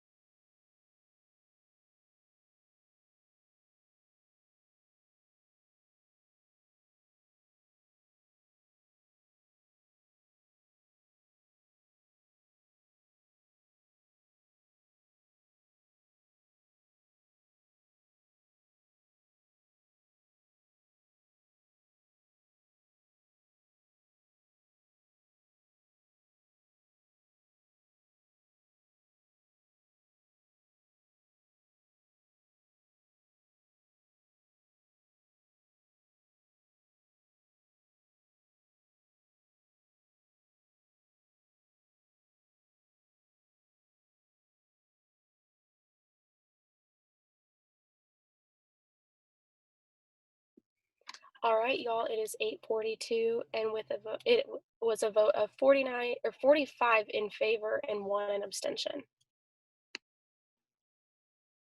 So SR 7327, the October Silver Taps resolution, does indeed pass. We'll now move into considering Chair Ahmed's piece, I believe has been put into the drive. Chair Ahmed. And let me know if anyone else needs to be unmuted for presentation. Hi, Senate Chair Ahmed, Diversity Inclusion, Off-Campus Caucus, and if you can, Chair Senator Tran and Senator Michael Garcia.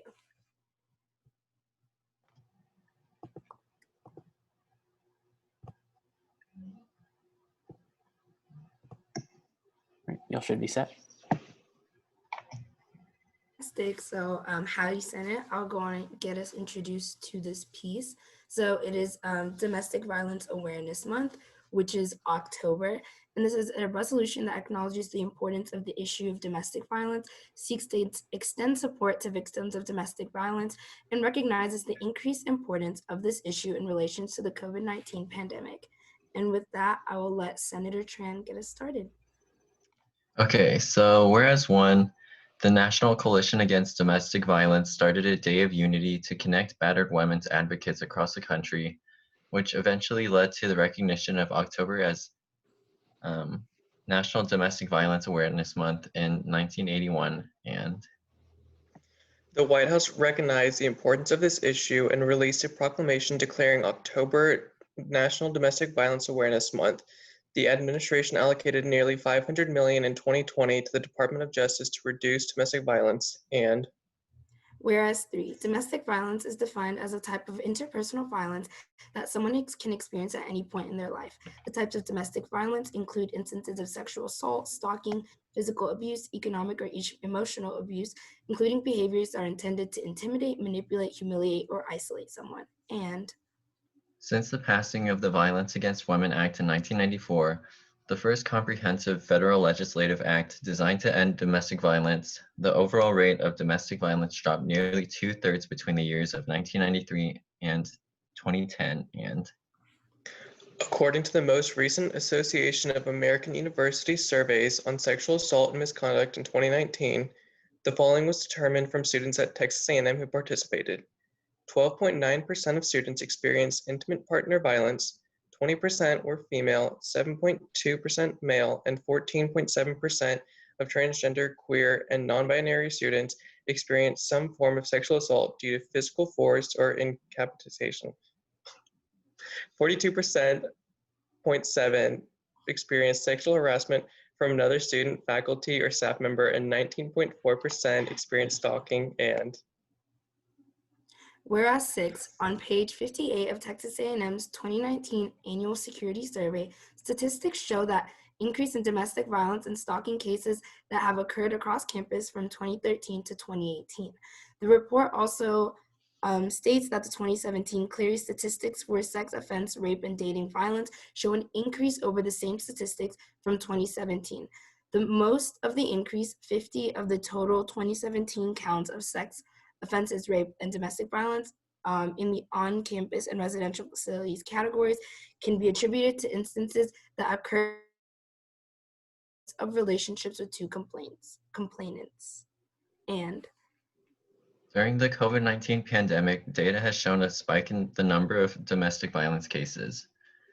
Abusers are experiencing heightened financial pressures and stress, increasing their consumption of alcohol or drugs and purchasing or hoarding guns as an emergency measure, as victims are isolated in violent homes that lack access to resources and social networks. therefore, let it be resolved, the 73rd session of the Student Senate officially recognizes the month of October as National Domestic Violence Awareness Month, and therefore, let it be resolved too, the 73rd session of Student Senate denounces all forms of domestic violence, regardless of age, race, gender, orientation, socioeconomic status, immigration status, nationality, ethnicity, and religion. And the 73rd session of Student Senate stands with all survivors of domestic violence and supports their journeys to self-recovery. And let it further be resolved, the 73rd Student Senate body commends the Office of the Dean of Student Life and Health Promotions for hosting a series of virtual events for National Domestic Violence Awareness Month 2020, such as #SurvivorSpeaks, the Silent Witness Project, Prevention Panel, Stand-Up Workshop, and many more, to help students, faculty, and staff cope with domestic violence and cater to survivors. And let it be further resolved 5, the 73rd session of Student Senate encourages all Aggies who have experienced domestic violence or know those who have to access local resources such as Twin City Missions Domestic Violence Services and Sexual Assault Resource Center in Bryan, Texas, and university resources such as Helpline, CAPS, the Title IX Office, and the Student Conduct Office. And let it further be resolved 6, a copy of this resolution be sent to President Michael K. Young, the battalion, Dr. Daniel J. Pugh, Dr. Ann Reber, Mary Ann Covey, Student Conduct Office, Dorothy Neville, Sexual Assault Resource Center, and Jennifer Smith. And with that, we yield our time for questions. Prisoners are open for questions. Are there any questions at this time?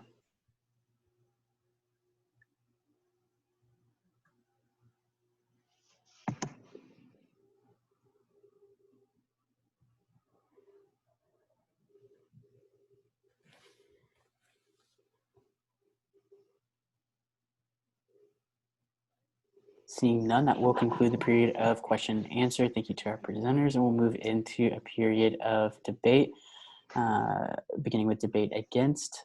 Pro Tempore Spur, you do have the floor. Howdy, Speaker Pro Tempore Spur, Off-Campus Caucus. I move to add myself and anybody else who wishes to as a sponsor to this resolution. Seeing multiple seconds, we will move by general consent to add Speaker Pro Tempore Spur, as well as anyone who fills out the form found on the drive as a sponsor to this piece of legislation. Do I see any objections to general consent?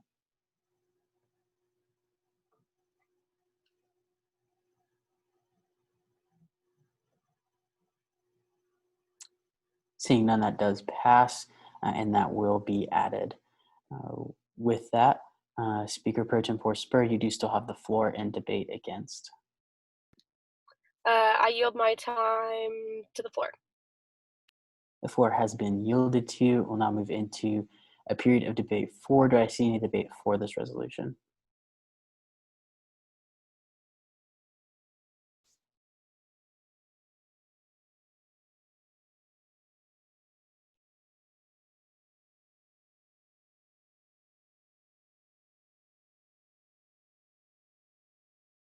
Seeing none, that will conclude the first round of debate, We'll move into a period of debate against. Do I see any debate against?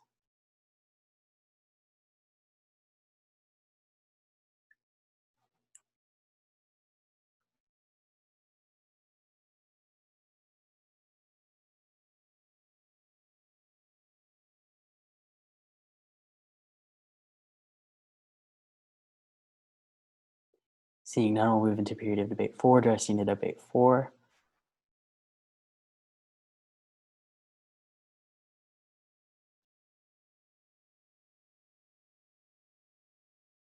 Seeing none, debate has become one-sided, and that will conclude the period of debate on this piece of legislation. We'll now move into a period of voting led by Speaker Pro Tempore Spur. Howdy, Senate. Speaker Pro Tempore Spur Off-Campus Caucus. It is now 8:51. We will go ahead and have that voting form open until 8:54. This is SR 7328. Just know it's the same ballot as before because it's the open session ballot. It's the same exact Google form as last time.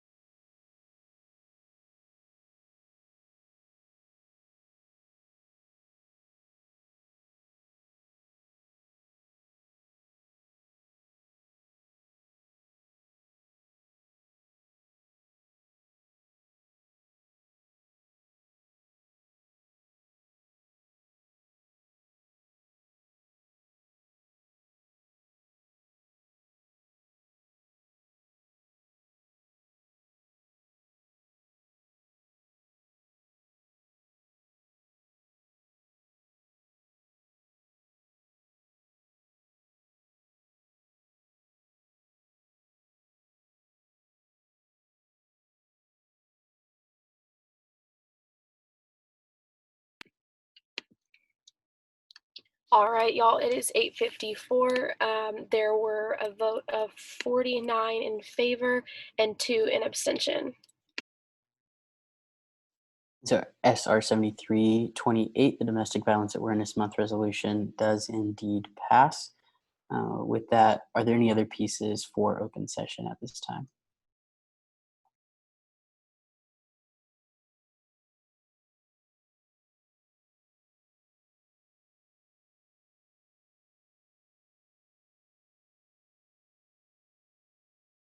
Seeing none, that will conclude our period of open session. We'll now move into a period of committee reports, beginning with Speaker Pro Tempore Spur. Well, howdy, Senate. Speaker Pro Tempore Spur Off-Campus Caucus.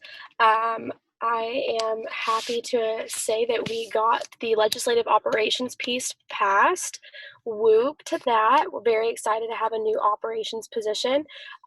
Also very excited to see all of you in your costumes. They're awesome. So pop off. Those are great. Thank you for bearing with me. I'm actually in the great state of California, so I have been wavering on the times because I am in a different time zone. So I apologize if you're wondering why I'm like stuttering to get time out. But it's because I'm not in the same time zone. So I appreciate y'all bearing with me tonight. There are not a ton of updates from me right now other than for the new senators that just got sworn in today. Congratulations, welcome to your position. We're glad to have you here. I will be contacting you to prep your committees. So that is pretty much it for me. But then after that, committees will be finalized for the rest of the session. So whoop to that. Really ready for y'all to have those permanent committees. And with that, I yield my time to questions. Are there any questions for Speaker Pro Tempore Spur?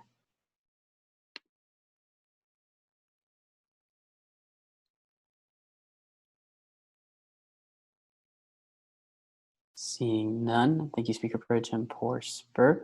I will now move on to Chair Hine.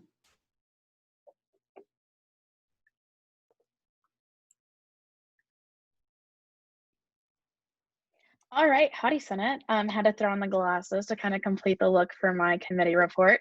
Sorry for not being here a little earlier. I had a prior commitment for a conference that I was accepted to, so I'm glad I can make it for the meaty part of the Senate meeting. Not very many updates. As for my committee meeting, it'll be next Wednesday. Since we have the possibility of being in person, time and location is TBD, but once I figure that out, I will be seeing that in the Slack chat. We'll be discussing the caucus leader reformation piece that was just sent to our committee, as well as some insight from the Election Commission on what changes they are considering making for this spring. So if you have any considerations for that yourself, just let me know and I can kind of bridge the gap between the election commissioner and you. Other than that, that's kind of it. Have a great Wednesday night and a safe and fun Halloween. Enjoy your extra hour of sleep that we get. And I am open for questions. Are there any questions for Chair Hine?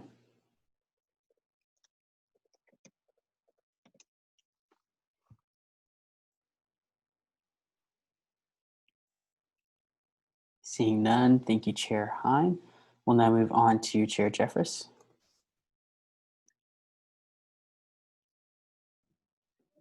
Howdy, y'all. Chair Jeffress, Academic Affairs. So as preface, as always, a copy of my committee report will be in my folder, along with some other details I neglect to mention due to time.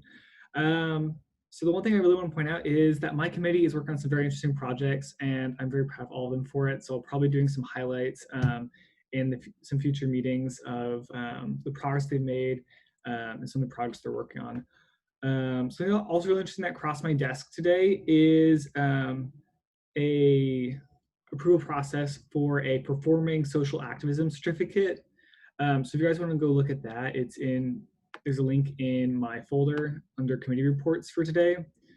And then as always, my committee meetings are at Wednesdays at 7, and office hours link and information is in that folder. So open to questions. Are there any questions for Chair Jeffress?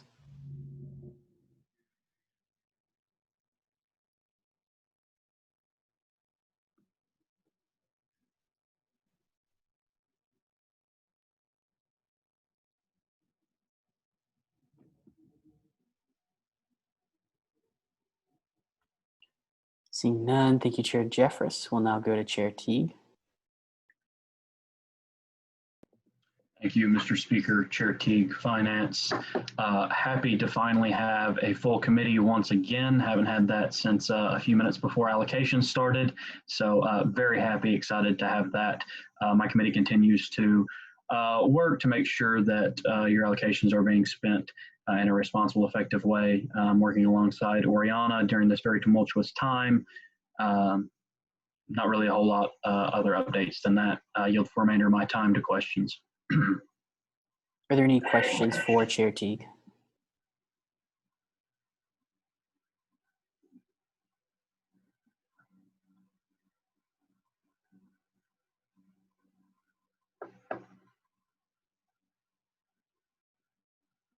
Seeing none, thank you, Chair Teague. Chair Ahmed. Howdy, Senate. I put on the gloves just so y'all can see them, and you can't see them because of the background. But here's little cat claws. I am Catwoman, if you can't tell. Thank you for everybody who dressed up. The Halloween meeting is definitely one of our favorites. So a few updates for me. I had a meeting with Dr. Gravel last week. Went really well, looking into some possible changes we can hopefully make within StuAct and student organizations and trainings. Don't think it'll be something anytime soon because it's definitely going to be a long-term process. Outside of that, I will be having some meetings in the upcoming weeks with the Corps Commander and the Fish Camp Director to look into some possible diversity initiatives within both of them and what they already have going on. And lastly, most likely my committee will be working on a diversity input form, most likely next week. So if anyone is interested in that, feel free to come to our committee meetings. My committee is great and we're always welcome for anybody to join. And with that, as you all know, my committee meetings are every other Wednesday at 8 and my office hours are from 3 to 4. So please come visit me. I love to chat. And with that, I yield my time to you guys. Ask any questions you have. Are there any questions for Chair Ahmed?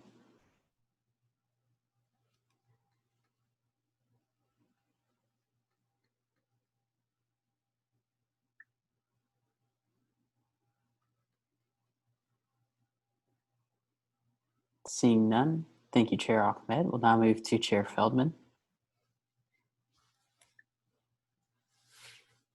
Howdy, Senate Chair Feldman, Legislative Relations.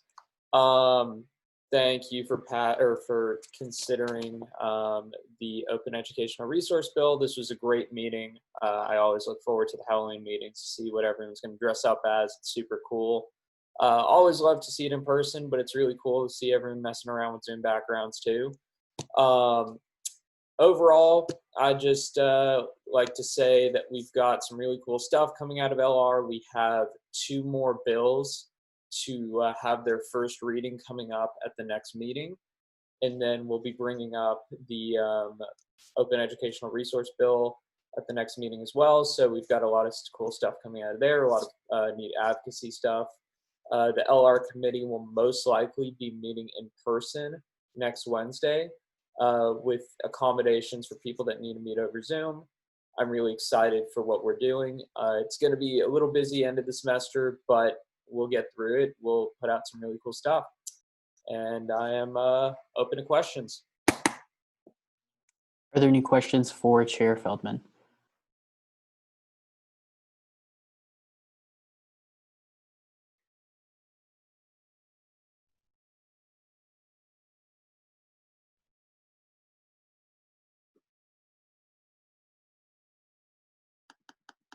Seeing none, thank you, Chair Feldman. We'll now move to Chair Syed. Howdy, Senate. Chair Syed, Student Services. Thank you all for voting on the Matthew Gaines bus resolution. We will be discussing this further at our next TSAC meeting. Our committee is currently looking into expanding gluten-free dining options and finding study spaces for Aggie parents. We will be meeting next week to discuss more projects, and I will be sending out that information in Slack in the coming days. And that is all I have for now. Yield the rest of my time for questions. Are there any questions for Chair Syed? Senator Wood.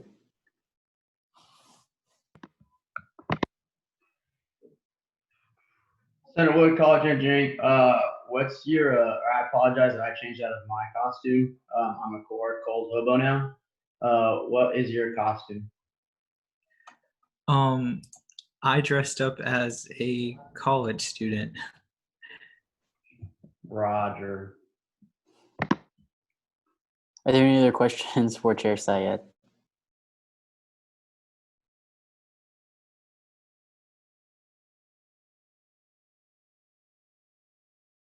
Seeing none, thank you, Chair Syed. I will now move to Chair Rodriguez.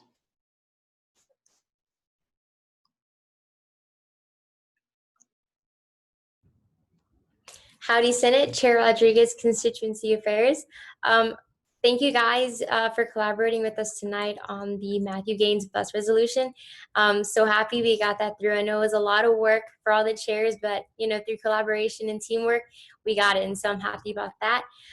Also, thank you to everybody who responded to the October Ag Input. We got a lot of awesome responses from the student body, a lot of cool ideas that I never even really thought of. So it was really awesome to see the students, come together and, give us some ideas that we can collaborate on. We did release the results in the Slack, and I wanted to give an update that the survey was closed right when we voted for that resolution, so nothing will change from the results. Everything is going to be stable. So just to let you guys know, nothing is going to change as well. But also, thank you guys for collaborating on the Caucus Leader Reformation Act. I know we reached out to a lot of senators asking, what they would like to see as far as caucus leader duties and different things that they would like to see in the future. We're really hoping to start implementing that for the spring semester, just to kind of try it out, see what works and what doesn't, but really nail down what's going to be best for caucus leaders. So right now, my committee, this next week, we're going to be working on collaborating a little bit with the College of Engineering. They are wanting to send out a student survey to all the engineering students, and since this is the biggest college at Texas A&M, we're going to help them a little bit with the feedback that we got from our survey, and also help provide input of what they should ask in order to help them succeed as well, as far as formatting is concerned. Also, I will be creating a student ag input letter that will be sent out to the student body, kind of thanking everybody for responding and providing a little bit of insight of the results that we did get from the ag input, so be on the lookout for that. Also, I will have my office hours next week at 5 p.m. So text me if you want to join in. More than happy to talk at any time. I will also be having my committee meeting next Wednesday at 7 p.m. So definitely hop in if you want to see what's going on in CA. But other than that, I'm open to questions. And if you guys ever, want to chat or talk or get coffee, I'm always down for that. So other than that, I yield my time to questions. Are there any questions for Chair Rodriguez? Chair Teague. Thank you, Mr. Speaker. Chair Teague, Finance. Chair Rodriguez, are we going to have access to the entire survey results? When is that going to be released if we're going to have access to that? Yes, so I know release the Excel spreadsheet of all the results that were posted in there, but if you would like us to, share the document that was sent out to the student body, be more than happy to share that with you. I know Chair Jeffries and I worked hard on that. But if you would like to see that information, definitely reach out to me and we can get that settled out. Thank you. Permission to follow up, Mr. Speaker? Permission granted. This is going to be a tough question. What is your costume tonight, Clarissa? Oh man, tonight, I was kind of going for that Islander vibe, with the whole water behind me, but nothing too crazy, keeping it simple for today. Are there any other questions for Chair Rodriguez?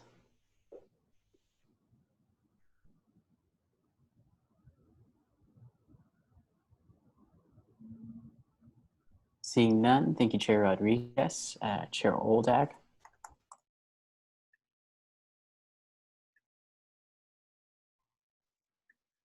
Howdy, Senate. I hope everyone likes my costume tonight. So just things going on in the city right now.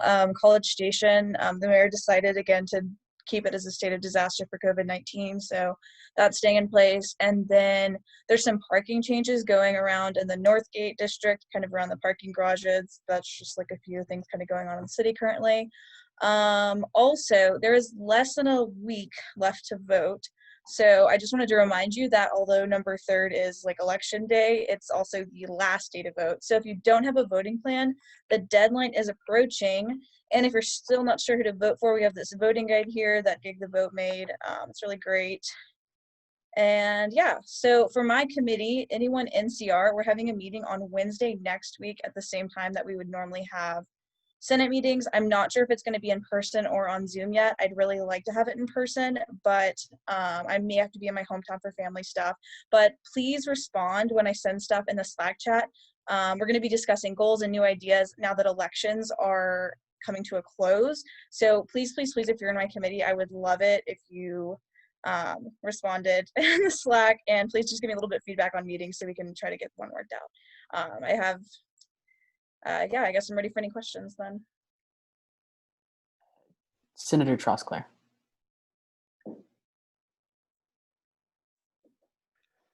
Senator Trosclair, On Campus Caucus. I just have a real quick question. I know as elections are, I know it's a little late to be asking this question as they begin to wind down. Is there any chance they can put some signs or identifiers that mark the 100-foot distance between the MSC and 100 feet from it? Under Texas election law, political interest groups and parties are prohibited from campaigning within 100 feet of those polls. Is there any way they can do that before Election Day, just for the convenience of everyone?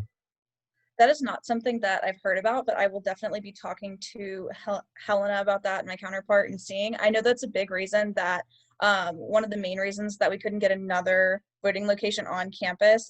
There were many other reasons, but that was one of them, is the issue of the 100 feet kind of rule. So I will look into that and I will ask. You're right, it is approaching, but it would be really great to have that out. So I'll actually be texting Helena about that tonight and see if we can ask about that and see what we can get worked out before elections close. So thank you. Permission to briefly follow up? Granted. Thank you. I know it's a little late, but again, I apologize. Just want to make sure I put that there. You're totally good. Yeah, that'll definitely be something to sorry, just looking at what Chair Ahmed said in the chat. Awesome. Yeah. Thank you. Yeah. Are there any other questions for Chair Oldag?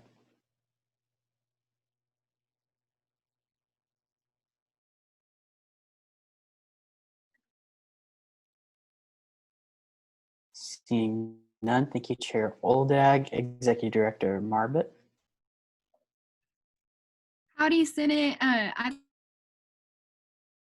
the Executive Director of Legislative Operations Bill. The Operations Committee is going to enjoy having another position to aid in many operative processes. So thank you so much. I don't really have any updates, but as always, if you have any questions, want to get coffee, anything, text me, whatever. So if I yield my time to questions. Are there any questions for Executive Director Marbut?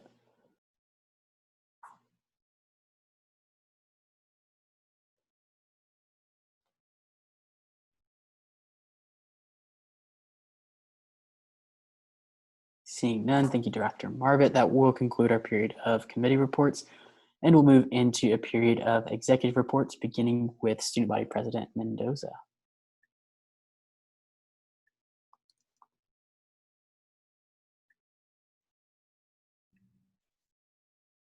Howdy, can you hear me? Yes, yeah. Perfect. I actually have to ask now. It's the third meeting, but it worked this time. I got my phone out just in case that time. But good to be with y'all. Howdy, SBP Mendoza, and congratulations officially to 2 more senators that joined the ranks of the 73rd session. Excited for y'all, and noticed that I see Senator Francis Wavin, and at least one of them was already engaged their first meeting. So kudos. I certainly did not do that for quite some time. So I'm glad to have y'all. I'll touch on some cabinet things first, which is that as it was mentioned, the Gig to Vote guide itself is obviously still readily available. As of last checked, which I think was Monday evening from my numbers, we had over 1,000 individual clicks on it. And so tells me that certainly that many students hopefully made an educated choice, and probably some of those also shared it beyond that. So excited for that, and certainly will be readily available throughout elections itself, which, as was mentioned, is this upcoming Tuesday. Traditions Enrichment, our second year of having this position on the executive cabinet, is having their first Traditions Enrichment Assembly.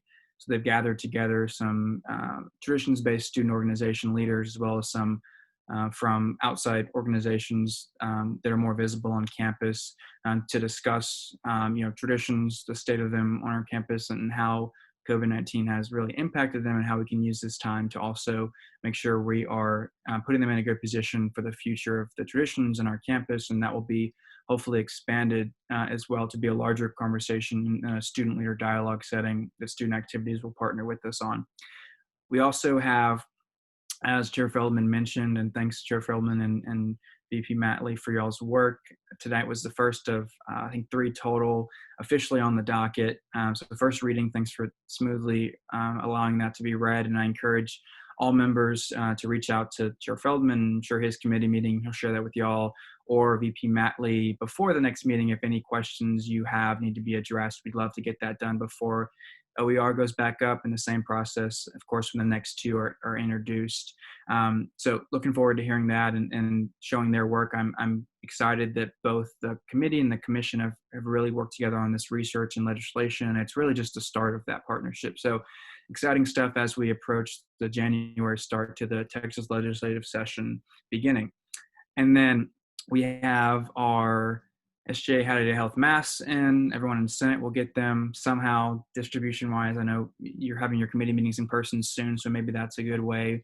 We'll talk with the IA. We also are planning to, as of now, go and deliver probably around 500 of them at Midnight Yell. So the first 500 students at Midnight Yell, hopefully we'll get them. So looking forward to that and ways to distribute them to the student body for branding purposes, but also because it's a free mask and it's an emphasis on what we should be doing. So look out for that at Midnight Yell. Campus-wise, we are still working, both myself, Speaker McHugh, as well as our respective academic affairs team with Chair Jeffress and Ellie, our VP of Academic Affairs, Ellie Conrad, on grading components and accommodations. I know I touched on it last meeting. And I think the primary things on the table is the extension of the deadline, as well as possible addition of another resource. So that's still very much on the table. We had a fantastic meeting this morning with a number of stakeholders, and we hope to be able to update y'all soon on that, but to be determined, but exciting stuff with that, and hope to share it respectively with Exec and Senate when able. We are also looking to help kind of set the tone for involvement in the spring. I think the sentiment now for students is we'd love to be in person, but it's kind of hard to make the transition from the decision was made to do this hybrid or virtual, and how do you make that now with only a few weeks left? And we'd love the tone for the spring to be different from the start. For our student body, that's something we're hearing that is really desired. So that'll be an emphasis we're continuing to do, especially in the spring, but starting really now. So keep a lookout for that. And I would love your help as you talk with student leaders and different students on that. Class modalities are out and the class schedule is out itself. There's 5 different class modalities. Take a look at that, help share it. We'll do the same in SGA. I think it's pretty clear cut, but if there's things that you think need to be clarified when you read it and don't understand what that would mean to be in that course, please let us know so we can try and get that clarified before registration opens. And then a few things for our committees. So they are off and running. I went and was able to speak with our muster committee in person last week, which was fantastic. It was hybrid, a meeting, but fantastic to speak with them. Fantastic questions. They're doing really well in their planning process. And our Traditions Council, of course, is working hard on the in-person components for Silver Taps on Tuesday. That'll be happening. It'll also still be available to students that desire to have it virtually, so that will still exist. But they're working with the core and other stakeholders to make sure it's done safely. So really pleased with that. If you have any questions, please let us know. And finally, I'll just close by the obvious thing that's obviously happening in our campus and our country, which is the fact that by the next time we meet, which I think is in 2 weeks, the democratic process will have played out and democracy would have leaned one way or the other. I'm not here to tell you to do one thing or the other. I'm just here to emphasize that on this campus, you all are looked at as leaders. And so I encourage everyone to show respect and to also expect that from each other, to be civil regardless of what the next week looks like on social media, in your groups of friends, with your family, with your peers. That's what our campus deserves. I expect that's what's going to happen. It always has. But I just want to make sure that we're setting the precedent and the tone for a productive week ahead, because it is a part of our democratic process that is exciting. I'm glad everyone is excited to vote. And I just want to make sure that we as leaders on this campus set the tone for a productive and civil setting on our campus, which I expect nothing less. But I appreciate all of your input in that, and have my voting plan ready for tomorrow. So if you haven't already done it, get with that program. But the last thing is just happy Halloween. That's coming up. Falls on a game day this year, which is another exciting twist, and beat the hell out of Arkansas. But with that, I'll open it up to questions. Are there any questions for SBP Mendoza? Senator McKnight. Senator McKnight, off-campus caucus. I was just wondering how much conversation there's been about potentially having the pass-fail option again this semester. So it's been on the table. Thank you, Senator McKnight, for the question. It's been on the table. So I think the poll, or not poll, but whatever it is that has been circulating on change.org or whatever it is, has been out for about a month. And so we've been aware of that. We've kept an eye on it. I know as of this morning it was at like 10,441 signatures. So certainly something students are desiring. It's been on the table with our conversations with Faculty Senate for quite some time now. I'll share with you that I don't suspect that will happen. We're sharing the rationale behind it, both for that, but also to try and get different accommodations that meet the same, demands our students want, but aren't necessarily pass-fail. There's not an incredible amount of support within faculty administration to do pass-fail again. So if I were telling you as a student to student, I wouldn't count on that. But we're certainly pushing for some kind of accommodation again. And pass-fail certainly is still on the table. But last time in the spring, what pushed it over the finish line was that our peers were doing it first, and we followed suit to stay on par with them and to make sure our students were able to be competitive. And we haven't quite seen that yet across the country. We have seen the push to do Q-drop extension, which is helping our case with that. But on the table, but I certainly wouldn't count on it. Thank you. Mm-hmm. Are there any other questions for SBP Mendoza?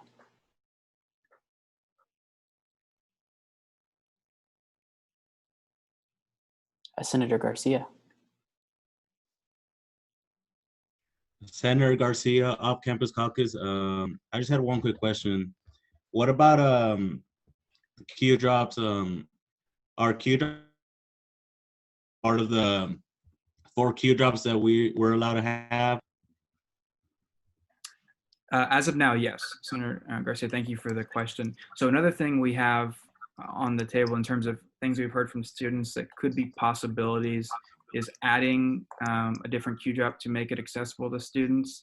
Again, it's not extremely favorable from the eyes of faculty and admin, but it's on the table now. But as of now, the same rules exist. So if you were to use a Q drop, it does count towards your total. The university gives you a 4. The state actually provides 6, so there is a bit of leeway. But I will say there is another option available already that's kind of not as known. And I believe you have to go through your AOC dean, which is called a withdrawal, and it's for one course specifically. So we're looking to make that more known for students. But as of now, it's the same tally, yes. Okay, thank you. Are there any other questions for SBP Mendoza?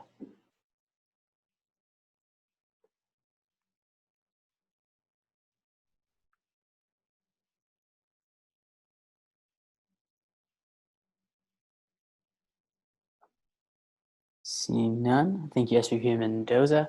And with that, I am going to relinquish the chair to, I believe, Chair Hine is the next highest ranking member of IA, since Pro Tem Spur had to step out, and go ahead and give my executive report here. Well, howdy, Senate, Speaker McHugh. I'm extremely excited to have completed this Halloween meeting successfully. I think it's always the funnest meeting of the semester. I'm sad we can't be in person and see all of the costumes that I know everyone put a lot of effort into, at least from the top up tonight. With that being said, the meeting ran well and was smooth. I appreciated the respect on all sides. I think everyone has really taken to heart and made examples of themselves when it comes to the core values. And that's something that's incredible to see. And with that, I also want to echo what SVP Mendoza said. And as we continue to conduct ourselves, not only in these meetings with respect, but also in our lives, I'd ask that we continue to do that as this election approaches. And by this time next week, like SVP Mendoza said, the election will be underway and the results will be in. And so as we go throughout that, just remember the respect that we exemplify as Aggies. As far as updates to go. I don't have a whole lot. As I told you at the beginning of the semester, one of the things we've been working to do to increase funding here in SGA is to allow for cords to be worn by SGA members. Several senators worked on that project early in the semester. I'm meeting with Rebecca Lee, and we'll be meeting with Allie McConnell here soon to solidify that and hopefully have that option open for graduation this semester, and if not, for graduation next semester. So that'll hopefully bring some funding there. The mentorship program is still in the works and still being worked on, and is likely to be rolled out next semester, as well as an update to that. But beyond that, I don't have a whole lot. We've got 2 meetings back to back after this meeting, and then we'll be finishing up here. So buckle in, have a fantastic Halloween, and if you have any questions, I am open for them.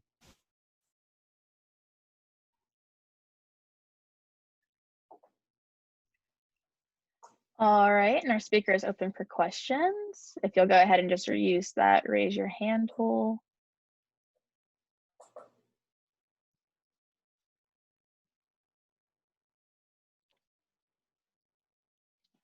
All right, I'll turn it back to you, Mr. Speaker.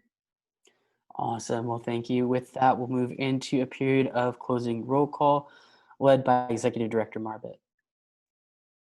Howdy, Senate. That form should be open, and as soon as you fill it out, you are free to leave this meeting.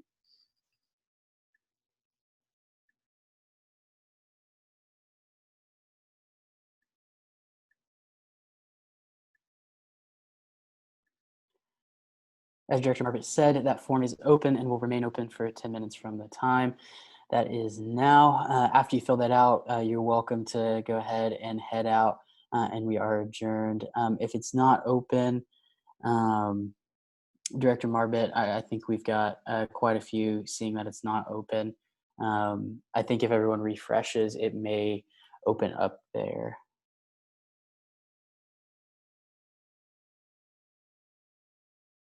Okay, still not working there. I refreshed my page, turned it off, and then back on. It should be open now. Go ahead and check.